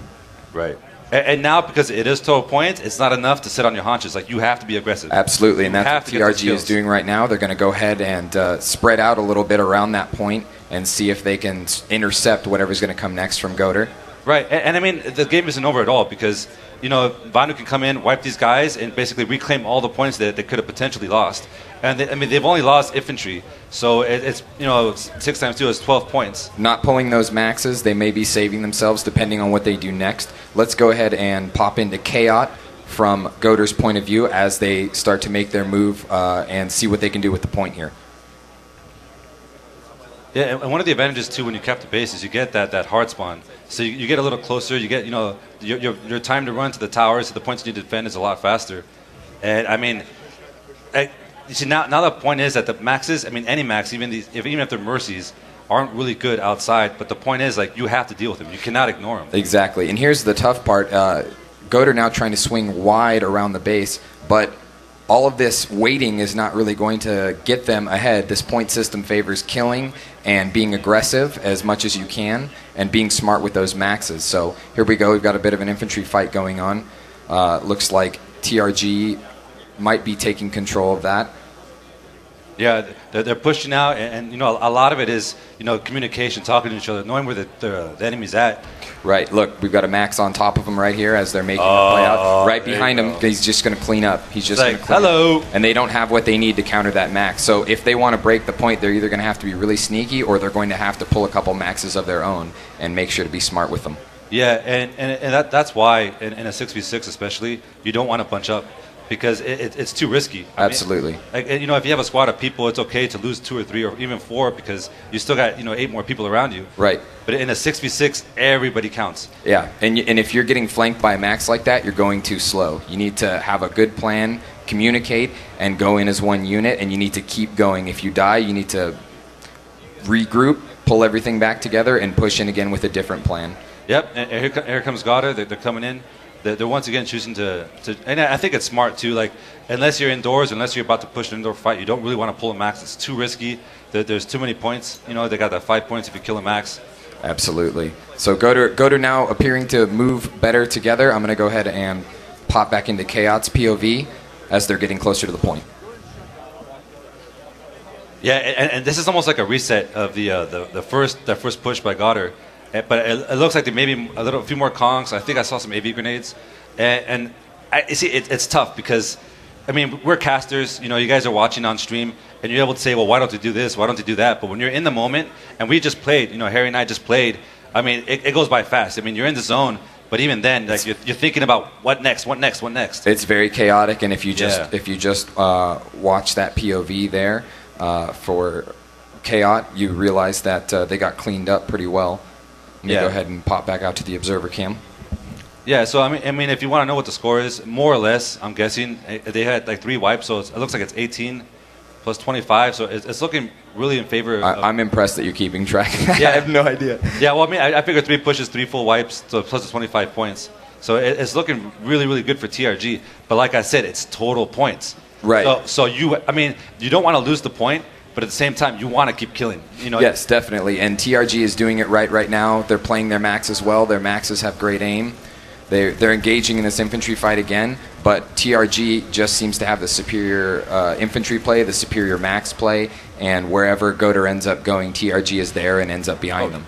Yeah, and actually, I like what I'm seeing from Goddard here, that they're trying to split up the crossfires to get the TRG guys looking multiple ways, and it's a risk, and sometimes it pays off. But in this case, it didn't really pay off because what happened is they got isolated, and you can see here. Definitely. Now this is why the maxes are in the competition. Here's a moment where they really need to do something. If I were them, I'd be pulling 4 maxes right now and really trying to go after these TR maxes and secure that point. Yeah, and I mean, I don't know what weapons they're using. I mean, I don't know if it's the Onslaught or Mercy, but it does make a big difference. But like I said, even if you don't kill the max, I mean, you still have to worry about him, right? And it's really difficult because like that max is literally a tank that even if you're trying to get the NG can hide behind it. You know, be smart enough. Absolutely. Keep the max in front of you. And what are you going to do, right? Right. And Goder's having a problem using cover. They're using the same squad composition, all softies that are just getting chewed up by these maxes. Yeah. They need to be sneaky, or they need to pull as many maxes as they can and keep them alive. Yeah, and like I said, it's basically a one and out. So actually, I was about to say, like, I'm sure Goder's going to do something. Yes, they definitely. Now is the time where they definitely have to. It looks like we've got some maxes coming out. Yeah. I'm going to go ahead and pop into a POV of a max here. Yeah, and this is what Goddard really needed to do, because really, I mean, Desis are awesome, but in the open field, it's really, really hard to nail those shots unless you got them conked, and that takes a lot of timing, you know, a lot of coordination. Not that these guys don't have it, but you kind of want to do it simpler. Looks like they've got Comet Max here, so they're going to really try and focus, but the aim is just not working out. The AI maxes on TRG are just making sure to hold everything they can back, killing the softies. Goder's maxes are barely staying alive with these comets here. Yeah. And if you notice, they're spread apart across this, and if they can get TRG to come through here, they might get a nice crossfire going, but right now they're still at the disadvantage. Yeah, and looking at the scoreboard, I mean, it looks like TRG has 7, 8, about 15 kills, more or less, to their favor. So they're looking pretty good score-wise. I mean, I think they're pushing close to maybe 100 points here at this base. They definitely have held strong the entire match, and Goater may be able to pull something out of their sleeve, but it doesn't look like it. These are Yeah. only 15-minute rounds, and if it's tipping over about halfway through the match, Right. it's really difficult to come back. Right. And I mean, you talk about like who's winning. I mean, like, it looks like TRG is dominating, but at the same time, it's about the spirit of competition. And you could tell that Goddard is like, hey, we ain't gonna give up. We're not gonna stop. We're gonna keep pushing, keep fighting, do what we can. Right. And that's really, I mean, yeah, there's money on the line. Everybody would love to have that paycheck. But I mean, the true spirit of it is that, dude, you just push. Right, you just push, and even if you're losing, you have to play as hard as you can. Yeah. Goater has not stopped trying to come up with a new plan, has not stopped trying to flank where they can. Yeah, and also, like, how many times can you say that you actually played next to your buddies, next to your teammates, Right. next to your outfit? It's fun just to be here and to share that experience with every other team. Yeah, because I mean, you go on TeamSpeak, you say, hi, good job, guys, but here you could actually shake hands and, hey, I'll buy you a beer after, no problem, man. Looks like we've only got about 3 minutes left. TRG has held strong the entire time. Yeah. It doesn't look like Goater's going to walk out of this one with much. Yeah, I mean, and this is, Sardis is one of the better brains in PlanetSide 2, and I'm saying that because I played against it for a long time. You talk to people here at SOE Live, and you learn a lot about them, why they run their outfits the way they do, who they are, and based on his character, I mean, he's like, I would say one of the best platoon leaders in PlanetSide 2, and even in a 6-on-6 situation, you could tell that he's really the glue to this group. Because they're not staying in one spot. They're moving together. All their guys are, really Right. cohesive. Right, and this time he's been playing a strong max, which is great for him as a squad leader and also as the right kind of person that can hold this point. Looks like we're getting another infantry fight here. I'm going to go ahead and pop in. Yeah, and so what happened there is TRG rotated around the map, and Goddard knew that. And like I said, regardless of what you think is happening, regardless of where the match is leaning towards, they still try to sneak a guy into the point to draw these guys back. So I mean, even with potentially their backs against the wall, they're still trying to be creative and they're still trying to do things to to tilt the map in the right. And if you're noticing this first person view here, we have TRG Gao, who's playing a heavy, but he is running around with the sensor darts on the crossbow, and he's actually been doing pretty well of controlling where he knows they're coming from and stopping them when they do enter. So here we go, another infantry fight here. Let's see if he can hold on. 3v1, he's not doing bad here. Yeah. All right, down he goes. Let's see if we can flip to the other side here. See, they're trying to regroup a little bit. Yeah, and I don't know who this is, but this Max is insane, man. He's like, screw it out, I'm going for it. He doesn't care. They've got the match right now, and he's going for it. And you know what? It's working out for him. Yeah. Go ahead and pop back out to your POV here. What, 1 minute left? 1 minute left here. 1 minute left. Looks like TRG has had it strong the entire time. Good on Goater, though, for not stopping, for pulling maxes, when they thought they could get a break in there. Yeah, no, it was a really good match. And because you could see the rotations, the constant harassment from Goddard, them trying different angles, different approaches. Solid play from TRG. Use everything that they can with our rule set here. Yeah, you got Sardis here. He's like, I'm hungry. Give me some kills. He's getting plenty. He's eating, man. I mean, he's been feasting on these guys, and he's by himself. We're back on Sardis here as he is mopping up Vanu by himself. Yeah. Somebody check that computer for hacks, man. This doesn't look right at all. If we're not done here, we're seconds away. Yeah, it's getting pretty close. It's been TRG's game. Yeah. No, freaking Sardis, man. There we go. Look at he's controlling. Yeah, he don't care, man. Like I said, you better check that computer again. All right, that's it, guys. Time's up. That's it. That's match end. Looks like TRG held it strong the entire time. Yeah, it was a really good match. It's a good match. Everybody shakes hands. Yeah, good. Like I said, that's the best part of being here. Everybody respects each other as competitors. It's one of those things where, I mean, I know a lot of the time, sometimes, we get upset and there's Reddit, everybody talks to each other in forums, but when you actually meet these guys and you look them in the face and in the eyes and you shake their hand, they're like buddies, right? Because we all play the same game. Right. And we all have a passion for it. Yes, and that's the best part about being here. So it's a great match to watch. Great solid play from TRG. Goater trying their best to figure out what they could do next and make decisions on the fly.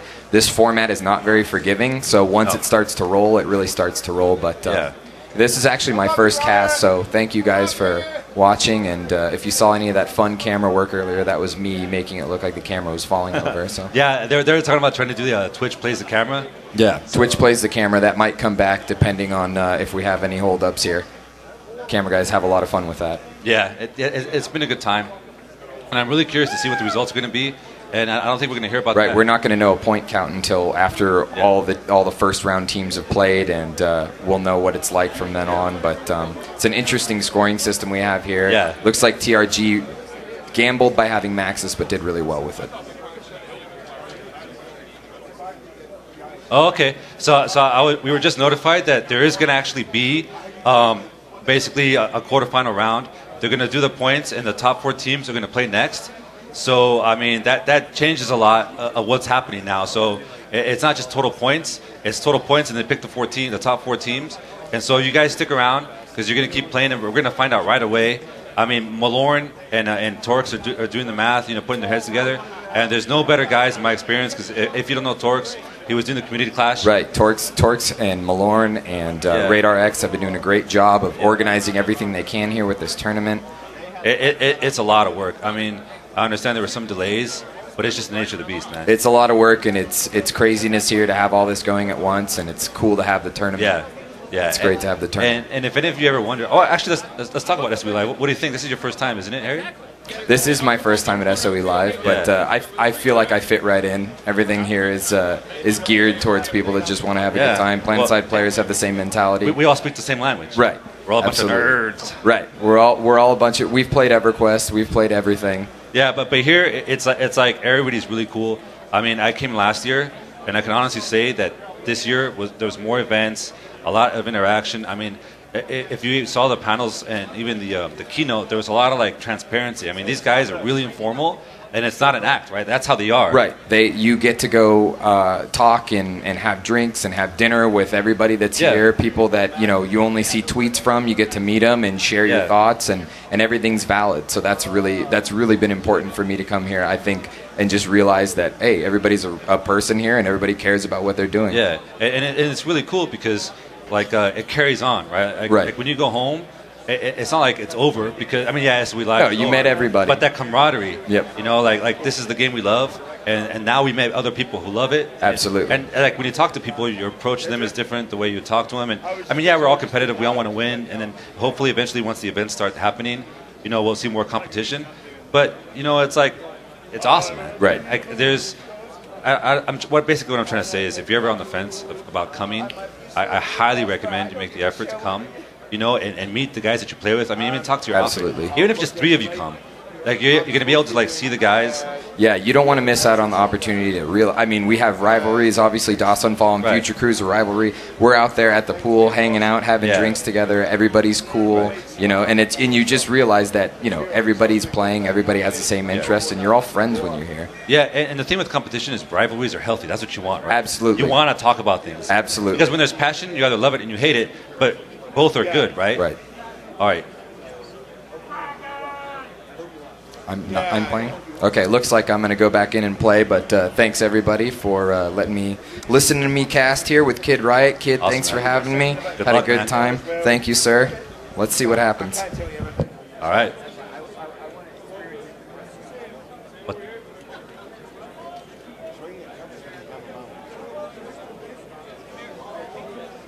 Tournament. We're going to figure out who's going to go home with the money. $6,000, $3,000, and $1,500 for the third team. We're going to do the countdown right now. 3, 2, 1. And now we're off to the caster desk, which we have a new caster that's joining us this evening. Yeah, well, obviously I'm Kid Riot. Yeah, but who are you? Shop. I play on Connery. Yeah, and actually I'm glad Kudo's here because if you guys watch his stream, he knows his stuff. And but let's talk about the match. This is actually, you guys are watching Future Crew 1 versus DA1, which is, probably the 2 best teams here at the tournament. And so really this is going to be an exciting match. We're going to see what happens. And like I said, a lot of it's point-based. So they're going to be looking to take advantage and making sure that they kill the other team a lot more than they get killed. So it's going to be pretty interesting. And what you're looking at now is actually Future Crew's NC. And I believe, DA's VS. So it's going to be pretty interesting. It looked like I don't know. Well, actually, I don't know who won the coin toss, but there's a major push right here, and right away you could tell that they've got Maxis set up and they're looking to push the point. And it's like a lot of interesting things here that I wish I could talk about, but it's kind of hard to catch. There's a lot of little things that these guys do that you understand, Kudo. There's with peeking and pushing together, and there's a lot of different ways that you can take advantage of certain areas. And this particular area, I would say that the Scat Maxes have the advantage. Like I'm watching Scourge right now, and he's using the Falcons, just peeking corners over and over with the rockets. Yeah, he's on the point, and I mean, I'm not sure, or I don't know if he has the Aegis shield, but Falcon Maxes, I mean, they're unparalleled as far as peeking. And what we mean by that is that they round a corner, he steps out, fires twice, or fires once, which is 2 Falcon Maxes, or Falcon shots, and ducks back. And especially in a room like this is almost like built for the Falcon Max. I mean, this is like, you know, he's sitting on a pot of gold here. Yeah, so, it's really quick kills around the corners. Yeah, and it's going to be tough. I mean, as good as DA is, I mean, well, if anybody's going to figure out how to counter this, it's going to be DA1, right? There's no other better team that you want to have in this situation that, you know, they're able to adjust and get things moving. But I mean, it looks like Future's actually pretty confident by taking the point and making DA come to them, which is pretty interesting because if you saw the last match, TRG took the point but then pushed out.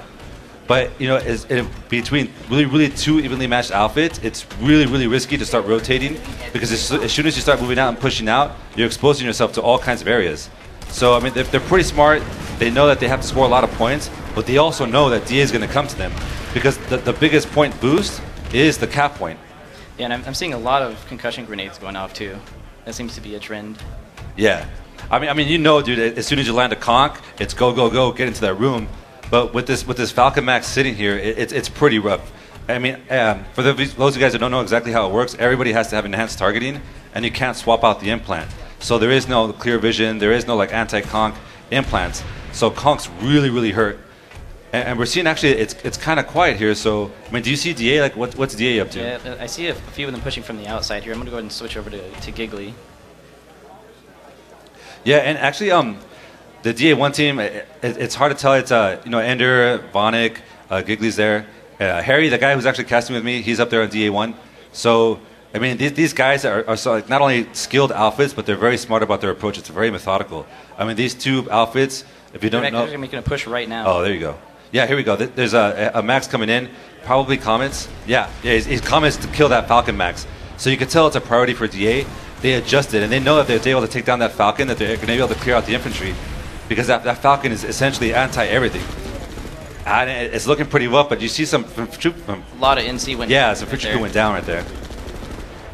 So, I mean, it's back and forth, but it looks like DA has the advantage here, but looks can be deceiving. So we're going to have to see maybe what Futuku does, the guys that are left up. And I'm only counting actually four DA, and it looks like only 1 Futuku is up, so they actually lost. Yeah, go ahead and switch over to Stuke here. See them push in again. They're getting pretty close. Yeah, so DA has control of the point, and like I said, it's a give or take here. And so what's Futuku going to do? I mean, I couldn't tell you, because you try and guess what these guys are doing, and, you know, they'll surprise you. So, I mean, it's one of those things where you can maybe expect the Falcon Max to come back because it was so good here. But, you know, if DA is able to cap the point, it's really, like I said, it's a tough one to call. And it looks like both outfits, I mean, they're thinking alike here because both are sitting inside this H building and not really pushing out.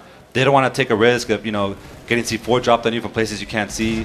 You know, the Max can peek out. He's safe as long as he's able to sprint out. In, right? Yeah, but if you get double conked, you know, your controls get reversed. So, I mean, it is a little risky. But these guys... And these fights go down so fast with all the conks. It really comes down to the last couple players alive in the fight rather than the initial hit. Yeah, and who those guys are last is... I mean, it could be anybody, like your medics. A medic and a Max could do a lot, you know. Yeah.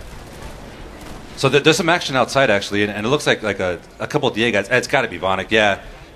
Or somebody out here is shooting at these Future Group guys, harassing them, and making it hell for them to actually enter the room. And it's one of those things where, especially in a 6v6, not only with money on the line, but you have your pride, that there's just no mercy, man. I mean, we were talking earlier about how you meet these guys, you shake their hands, and you're like, hey, you know, let me buy you a drink. But, you know, when it comes down to game time, man, there's no friends. There's no friends. So you got another push going on here, looks like. Yeah, some good Desi shots that Max is going to have to duck behind. He's getting repairs now. And that NG, like I said, there's a lot of subtle things here. And that one of those subtle things is that NG staying around the corner and keeping that Max in front of him. And he pulls his gun out, and I'm sure they're talking. And he's saying, you know what, I'm safe, I'm okay, I can pull my gun out. But his biggest job is to make sure that this Max stays alive. Because that's 2,000 hit points. And trying to stay behind him as he repairs as well. Like, you know, someone shoots a rocket at him. If he doesn't stay directly behind him, he can take the rocket and NG's down.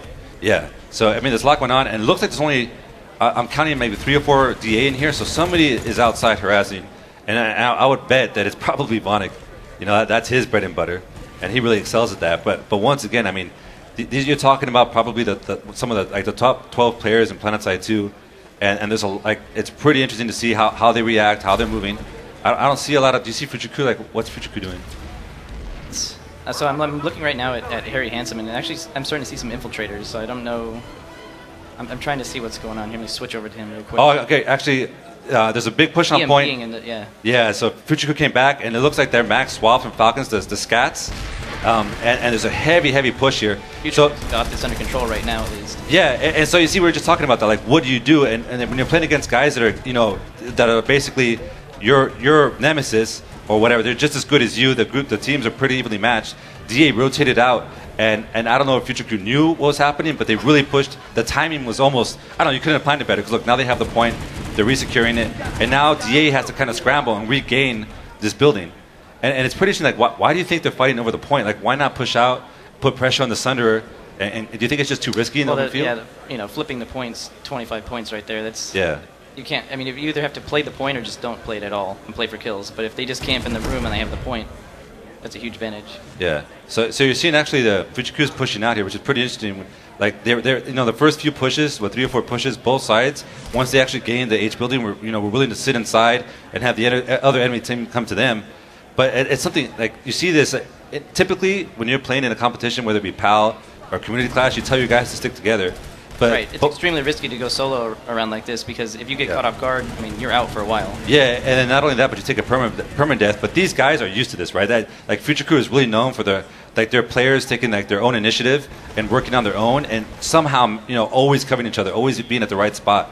So it's a risk, but in this case, I would say it's a calculated risk by these guys because they're trying to get information, And typically the heavy's okay, but you're right. I mean, if he turns a corner and 3 guys shoot at him, that's like a TDK of like a few milliseconds. The switch over to Scourge here, and it looks like he's flanking. Yeah, he's playing heavy still. They're just trying to pick at him here. Yeah, and there's a lot of action outside. There's a lot of people running around, and this thing is actually, I don't think there's been a match like this where everybody's pretty much everywhere. The point isn't even contention. I don't see anybody actually pushing towards the point. It's almost like everybody's like, hey, dude, like I'm gonna take you out one-on-one, but I don't even know where anybody's at. Okay, so they are flipping the point. Real quick here. He's fighting a Max up close. It looks like they cleared the point again. Yeah, and then you have I see a DA medic. I'm following him now, and he's pushing the point. And he actually so he threw a revive grenade, but these guys are going to pick up because I guess he did pick up. Typically that'd be pretty risky because when you get picked up by a revive grenade, your health is at half, and you have no shields, right. And that just basically you give away 2 points.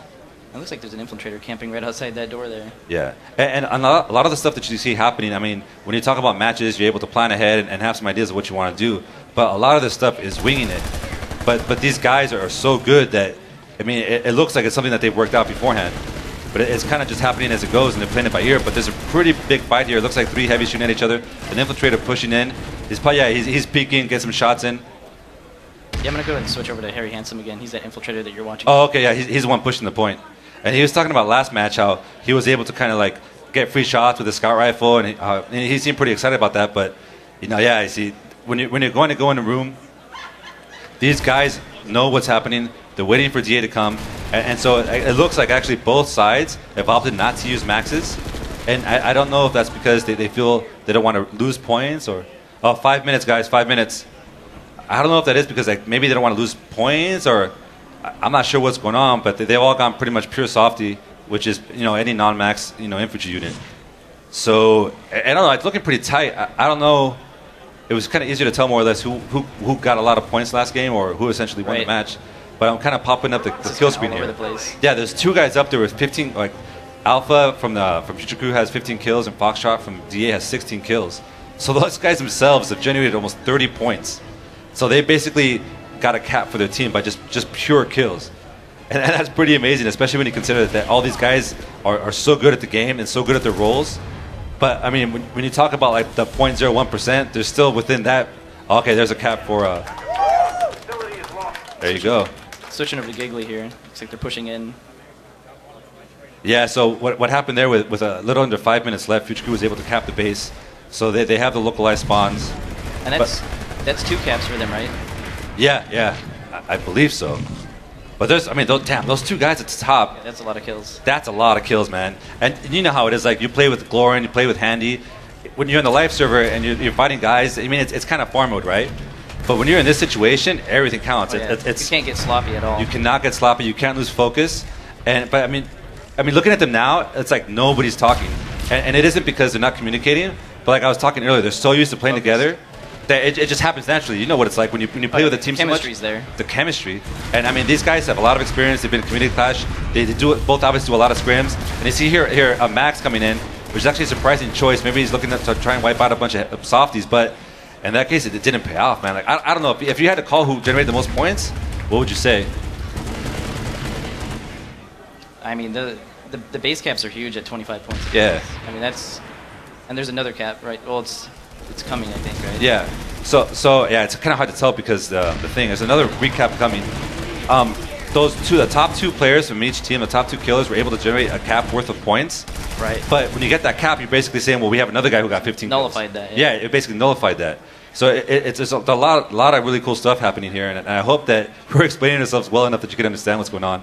And PlanetSide 2 is one of those games where when you play it, you say, okay, yeah, I did good, and then you look at these guys and you're like, dude, like I'm garbage, man. Like these guys are awesome, and I'm kind of like that too. Like, you know, these are, like I said, they're not just the top players because they're good mechanically, but the synergy that we were talking about earlier is just there, man. And it's one of those things that only happens when you play with guys enough, and not just playing with them, but playing in situations where, you know, on the live server you can say that you're outnumbered or things like that.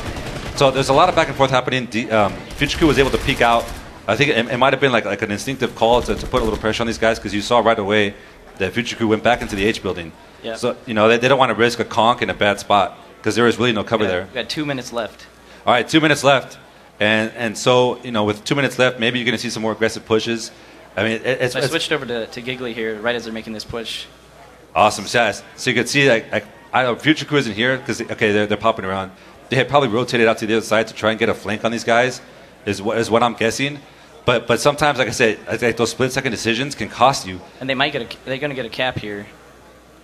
Well, they're not going to get it. They're just going to turn the point, yeah. Yeah, they're going to turn the point, but there isn't enough time for them to get 25 points. Yeah. So this is all about kills right now. It's all just pure kills, man. Just go ham. That's why, yeah, you see everybody all over the place right now. Yeah. Outside, there's one-on-ones happening. Yeah. And like I said, it's really, really cool to see how they're moving, how they're rotating, how they're keeping each other up.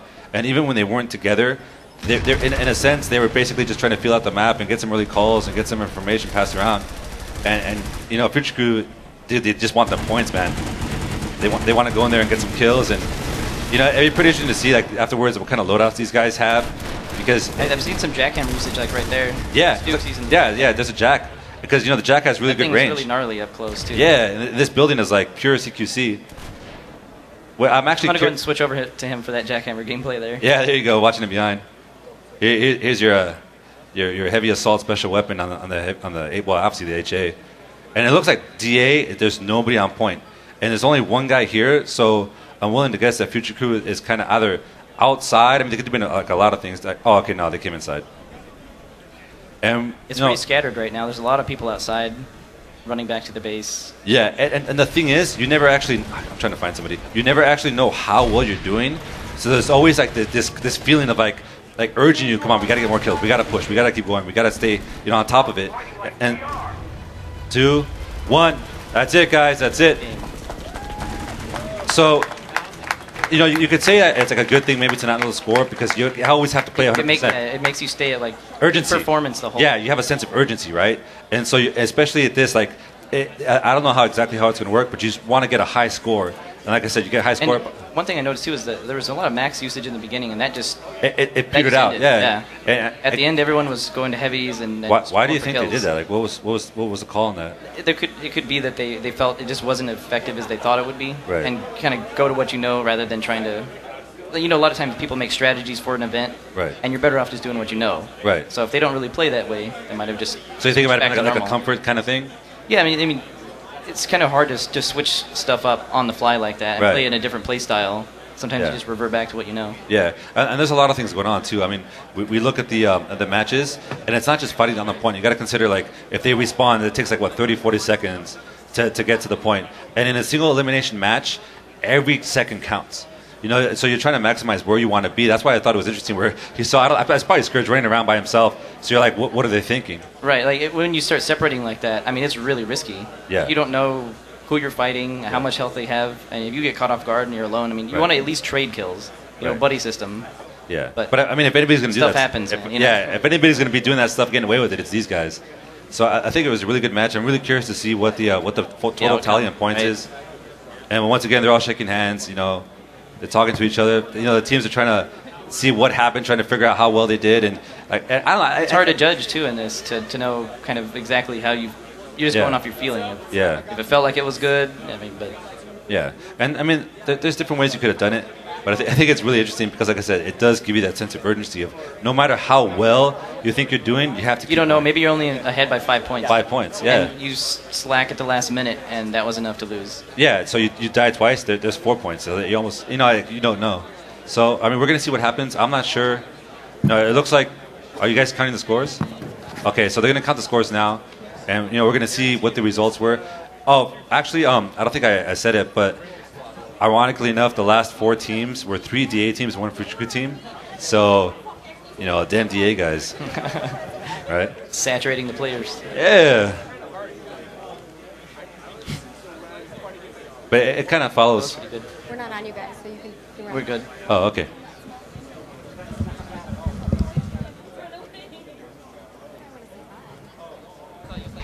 No, sorry about that. Yeah, no, we thought. It was like Thierry was saying, they gave us the hook and pulled us off stage. Right, yeah. Yeah, but so what do you think, man? Like about this the whole competition? I like that it's infantry only. I think that the max thing could be played with a bit. Right. I mean, obviously, you're starting to see people just stop using them. Yeah, at the just end, choose so not to even do it. Yeah. Maybe it's okay that they're in there. Okay. But I don't know. I think it's something that could be played around with a bit. Yeah. I think it was an interesting call. Like, when I first heard that they were going to allow maxes in a 6v6, you're like... I know, because you're thinking, well, what if everyone just pulled a max and you have this... But then you can't capture the point. Right. There's some strategy. But then there was, like, one caveat where a max death is worth 5 points to the other team. So right. it is risky. Yeah, if you run in there and let's say you get... you get all blown up by rockets real quick and unexpectedly, you lose a ton of points right there on 5 the deaths. points, man.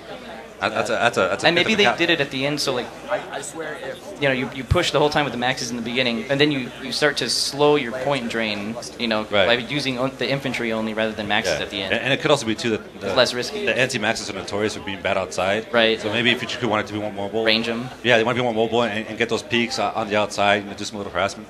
But anyway, we're gonna be wrapping it up, man. Thanks a lot for being here, man. It's good to see you. You see what I mean? I'd never seen this guy before. You see this guy on stream all the time, but when you meet him in person, it's like, yeah, man, right on. Yeah, it's a good thing to come here. You get to see all the people that you never would normally. Yeah. Yeah. It's a good time, man. It was awesome. Yeah. Okay, yeah, we're done. Thanks, guys.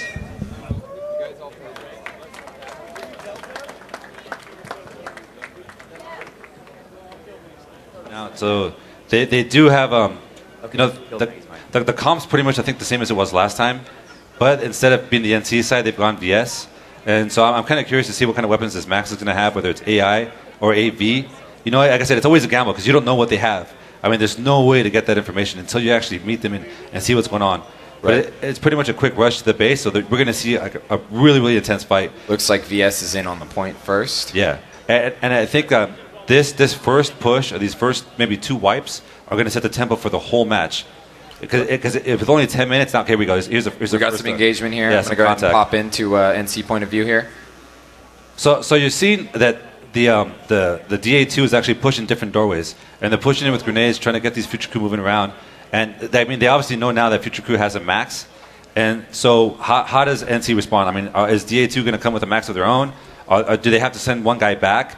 And in only a 10-minute match, even having to send that guy back to get into a max, you have to have an NG. So maybe they didn't have an NG. So a lot of things are happening at once. And these guys, what you're seeing too is a lot of reliance on the CQC weapons for the Vanu here. We got a lot of shotguns. This is it's great to hold this point. And, it may be a situation where they don't have to push out too far from the point to get what they want out of this match. Yeah, and actually, I see there's Future Crew on the point. There's 3 minutes left on the cap. But where's DA2 at right now? Or where's DA at? I think DA is probably grouping up and wondering maybe exactly where to push in. Let's see here. Yeah, so Future Crew's bouncing around, and what they're really trying to do is make sure that they get contact right away, and so they're able to tell their guys, hey, we've got to rotate, or we got to do this. And, okay, yeah, here's some contact. Great, we got some contact here. And it looks like DA is going heavy on the heavy, as they say. A lot of heavy. We got some jackhammers, which is smart for this point here. Yeah, but see, it's one of those things where even like that rocket, he's shooting that rocket, but if he didn't shoot at the max, so he has to reload and he has to run away. So I would say, it works. You knock down the shields, you get a little pressure on, but really the goal is you got to clear this max. Right, and if they don't bring a scat max in here, it might not really do them any favors to be NC. So this is a great point for the scat max, and it looks like Future Crew has been smart about how they're holding it. Yeah, and actually the really cool thing that I'm seeing here from DA is that they're not being impatient. Yes, there's only 10 minutes left. Yes, it's a shorter match. But they realize it's one of those things that the point has to flip neutral, before it actually starts to count in anybody's favor. So, I mean, I think that they're really aware of that. And you can tell they're doing pretty big push here once it's flipped. And this is what's really going to start putting a lot of pressure on the team that has, the disadvantage here. Right, and we're in right now on Booty Warriors POV. It looks like they've been able to do a little bit of clean up on the point here, but Future Crew still coming in strong, still holding the point. We don't have an NC flip yet. Yeah, but it looks like I'm not sure what happened here because you see only a few. Okay, so what happened was the guys probably took permadeath, and these guys are playing really, really passive. And what that does, I mean, even though they're not shooting, even though they're not putting pressure on DA, just being there and DA knowing that Future Crew is there. Looks like DA's NC is on the point right now, and we're getting a flip. Yeah, so it's looking pretty good. So they were able to gain the momentum and get the Future Crew out of there. But we'll see. So what's going to happen now? I mean, do you push with the max? How do you typically take this point? Because now it's going to neutralize again in a few seconds, and then it's going to go into the DA's favor. Right. So it's a smart move for Future Crew to get back in there quick, but also not too quick that they're coming in one by one as we see engagement on the point here. Yeah, that was a jack with the triple shot. I'm going to go ahead and pop into Stuke, Future Crew Stuke's point of view. He's in a max. Yeah, this is an AI max, and he knows that there's no other max, so he doesn't really have to worry about that. Right, and it looks like this point cap's been broken. Yeah, so it's like a point, counterpoint, and then you got to try and counter that counterpoint. So it's really a lot of back and forth. And with the way it's set up, that cap, the 25 points, like I said, it's a lot of kills. I'm looking at the board. It looks like Future Crew, for the most part, has more kills. I mean, they don't quote me on that, but I'm just going off the... It looks like with that point control right now that's what's happening, but... If DA is smart and brings in the right tools of the NC, it might be able to break. You said right tool and right on cue. Mr. Scat. There we go. Popping in on the Scat Max here. Once again, that's Booty Warrior from Das Onfall. Yeah, but the thing is he doesn't have an NG, and so he isn't really able to commit to that. He's basically just saying, hey, I'm here. Deal with it. Right, and it's a little disorganized, but if he's able to do damage with those shotguns on that max, it may work out in his favor. C4. Yep. Looks like he's getting hit from behind here, and he's down. He's down. And that's 5 points. That's 5 points right there. I mean, if you just look at the kill screen, at the kills on the tab leaderboard, it's not counting the max kills. It only counts them as one. But as far as points go, that's worth almost 2.5 kills. And we're down to 4 minutes and 50 seconds, so we're half done with this right now. And if DA doesn't do what they need to do, they're not going to be able to get that point back. It's a 4-minute cap. Yeah, but it's really important that DA stays focused, they stay patient, because and stay together. Right, because the kills are pretty much more or less even. But even if they're not, that one cap could potentially win you the match, and win you that big fat check that they're going to show off later on. To right. So we've got some engagement here. Yeah. Going to go ahead and pop back into. Actually, let's go to Scourge of the Server's point of view here. Scourge of the Server from Future Crew playing heavy. Yeah, and it's one of those things that's like, okay, so why is Future Crew being aggressive here so early? And it's because the point is worth so much. So the more pressure they put on DA, you see like DA is fighting, and they're retreating and having to heal up, and they're not even close to the point. And there's only 14 seconds left on the cap. Right. And with only how many minutes are left? Like maybe 4 or 3 minutes. We're right down to 3 minutes and 50 seconds right now. Yeah. So looks like Future Crew has the room to be aggressive. They got that point. Right. They've been cleaning the point out as much as they can, and there's that capture. There's 25 points for them on the board right now. The dominant outfit was a powerful anime lord and wizard. Beautiful. so it's not over. It's a huge chunk of change. DA, Future and I think we still have a good chance to see some good infantry engagements here. Right, because if you kill enough, you can make that up. It's only 12 kills worth of Right, points. but it gets tougher as the round goes on, and with that cap, Future Crew's got a strong position to be aggressive from, like we said before. Yeah, and so it's going to be really curious. I mean, you just got to get kill mode engaged and just hope that you can apply enough pressure where you're wiping them.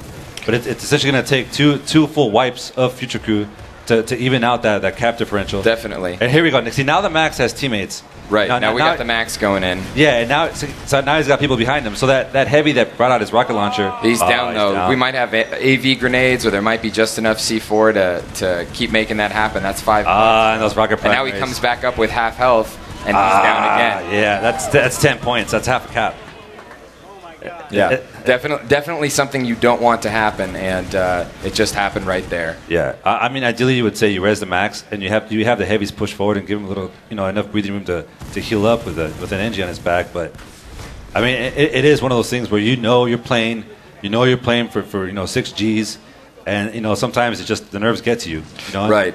Well, and it's hard to keep perspective on what's going on, because when we play PlanetSide every day, and when you're in there, it's just like you're attacking a base again. I personally am not thinking about the money, but more about what's going on, what do we need to do to get to the point. And if you have those other thoughts coming in, it's distracting. It is. And you got to stay really focused. And like I said, at our heart as players, we are all competitive, but when you actually have to go on the stage and do these things and try and process those things and not get distracted, it's a lot to ask. Definitely. But these guys are here because they did the right things. They were able to get the most points, and so in that sense, they really deserve to be here. And so it's kind of slowing down here a little bit. It's winding down. It's a tough thing to break into this point, especially when, as you can see, we have a lot of shotguns, we got a lot of rockets, explosives are going off in such close quarters that it's not an easy break. And if you aren't coordinated, and if you don't have the firepower, you're just trickling in and dying, which we're kind of seeing right now on DA's end. Yeah, and you still got to give it to DA because there was a lot of back and forth, but in the end, Future Crew got to the point they were able to settle down. And I honestly don't know who won based on points, but that cap is huge. If you look at the top of the kill board, I mean, Future Crew has the top 5 spots. Right, and we're already down to 1 minute left. It looks like Future Crew's had a strong lead the whole time. Yeah. Of course, I love my DOS on fall guys, but it's been a tough match, and Future Crew has controlled the point the whole time. But you got to be proud, right? Because DA 3 in the top 4. Oh, it's just so much fun to be here. That's not too shabby, man. Yeah, no, it's so much fun to be here. So we had Team 1, Team 2, and then we had sort of a mashup Emerald team, including some DA members, and it's great to meet everybody and great to play with everybody. Yeah. And so, I mean, the clock's winding down. I'm guessing there's maybe a couple minutes left. Let's pop back in on the NC perspective on this break and see if they can crack it open. Okay, so see, this is something that I think really deserves to be pointed out, because Future Q knew they had the advantage, and they know that the DA doesn't have enough time to cap. So if they really wanted to, they could sit in their spawn room, right? There's something against that. Right. But they're not going to want to do that. They're having fun fighting each other, I'm sure. Yeah. And, the end of the match is the end of the match from here on out. And it really comes down to respect. I mean, if you respect the team you're playing against, that's it. Yep. So that's it. Looks like Future Crew held the point strong the entire time. Yeah, here's the kill score again. Again, this is just rough estimates. See, 10, 4, 9, 19, 28. Right. 33 strong kills. Point presence and a strong point. Plus the cap. Right, plus the cap. So, unfortunately, DOS on fall playing. Everybody's shaking each other's hands right now. It's good. DOS on fall playing hard. Future Crew playing hard, and exciting to watch them go at each other with their best plans. All right, let's hear from the crowd. Everybody, hands together for your competitors and for everybody that competed in the tourney. So I'm really curious to see, Lauren's working on the points. Right, we'll know exactly what happened and where our values ended up. Pretty interesting point system. I think it ended up going for the better with 5 points for a max kill and 1. Right, because then you can't cheese it and say let's pull 4 maxes and like an NG and a medic or something. And I think that's it's delicate messing with these exact point values, and I think they did a really good job of coming up with them. And all right, so we got our winner. It's Future Crew. Future Crew wins the top the prize tournament here.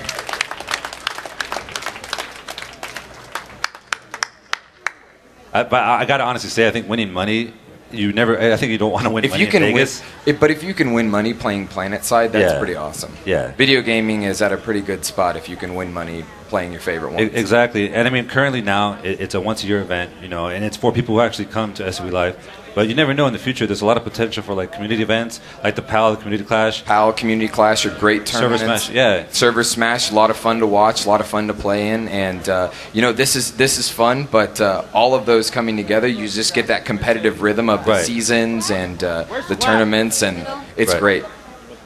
I think we're going to be flipping to an interview here pretty soon. I just want to say that, I mean, if you guys watching this, if you really want to see this happen more than once a year, give SOE a reason to believe in us, and give them an incentive to make this happen more often. And the only way that's going to happen is by participating. Watch the streams. Make Reddit threads. Talk about what's going on. Try and think about it. Like, try and just support the events. Get your teams competitive if that's what you want to do. Yeah. Because you only start to get better as you play more, and being seated against other teams that are at your level, it's a blast. Right. It's a blast to play. You can build a perfectly competitive game, but if nobody watches it. Right. So watch other matches, study other teams, put your team in there, and know that it's a lot of fun to play against another team that you guys can be rivals and you guys can go ahead. All right, so here we go. Maggie's with the winners, and we have to see what they're going to say. All right, I am with the winners, Future Crew. This is your second time. This is the second tournament, second time winners. But let's give a round of applause to all of the teams that have competed today. Really great job. Fantastic. Thank you guys so much. All right, let's give one more cheer. I know you guys can be louder than the EverQuest 2. So far, EverQuest 2 crowd has been the loudest. Let's hear you guys. PlanetSide 2! All right, there you go. Good job. So you guys, what was the deal? And now it's your second win. How are you feeling? Yep. It's great. I mean, payday. So do you have a plan on what you're going to be spending this money on? Computer stuff. I mean, all right, that's legit. Stream PC, Yeah, I got my Twitch partnership recently. All right, tell the lovely people where they can find you at. Twitch TV / Scourge of the Server. What about your team here, your Future Crew team? Yeah, it feels really good that we put in so much time and to building this outfit and our players and just all the practice, and it pays off. Yeah, you guys are streaming all the time. Like, a bunch of you stream. You're all really active in the community. We appreciate it a lot, and we want to give you this lovely $6,000. Let's start down here and roll it all the way on out. All right, there you guys go. Woo. Get some pictures. Thank you guys once again. Congratulations. Working hard, making it. All right, let's hear some more cheers. Woo! Good job, guys. It was great watching. I want to make a big, huge thank you to the PlanetSide 2 players who came out and casted for us. All of you were awesome. We have Harry Handsome, who's still on stage, Kid Riot, Crunk. I think Cypher was the other guy. Pfeiffer. It was his first time ever casting. Amazing, really great for him, and just thank you guys so much. And we also had Kudo Chop just randomly come up, so he got wrangled in by the lovely Matt Higby.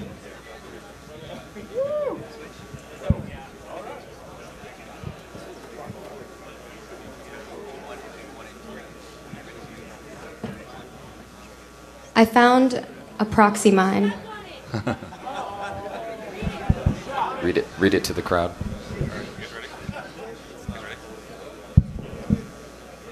Just gotta go back to.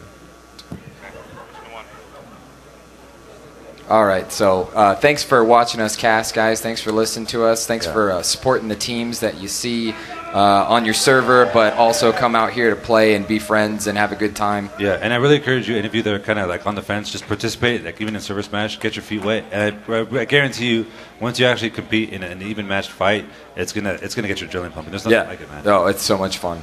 All right, so just support your community if you guys want to see this happen. Support Community Clash, support PAL, and support great events like this that SOE puts on. Yeah. Server Smash, PS2 Pickup.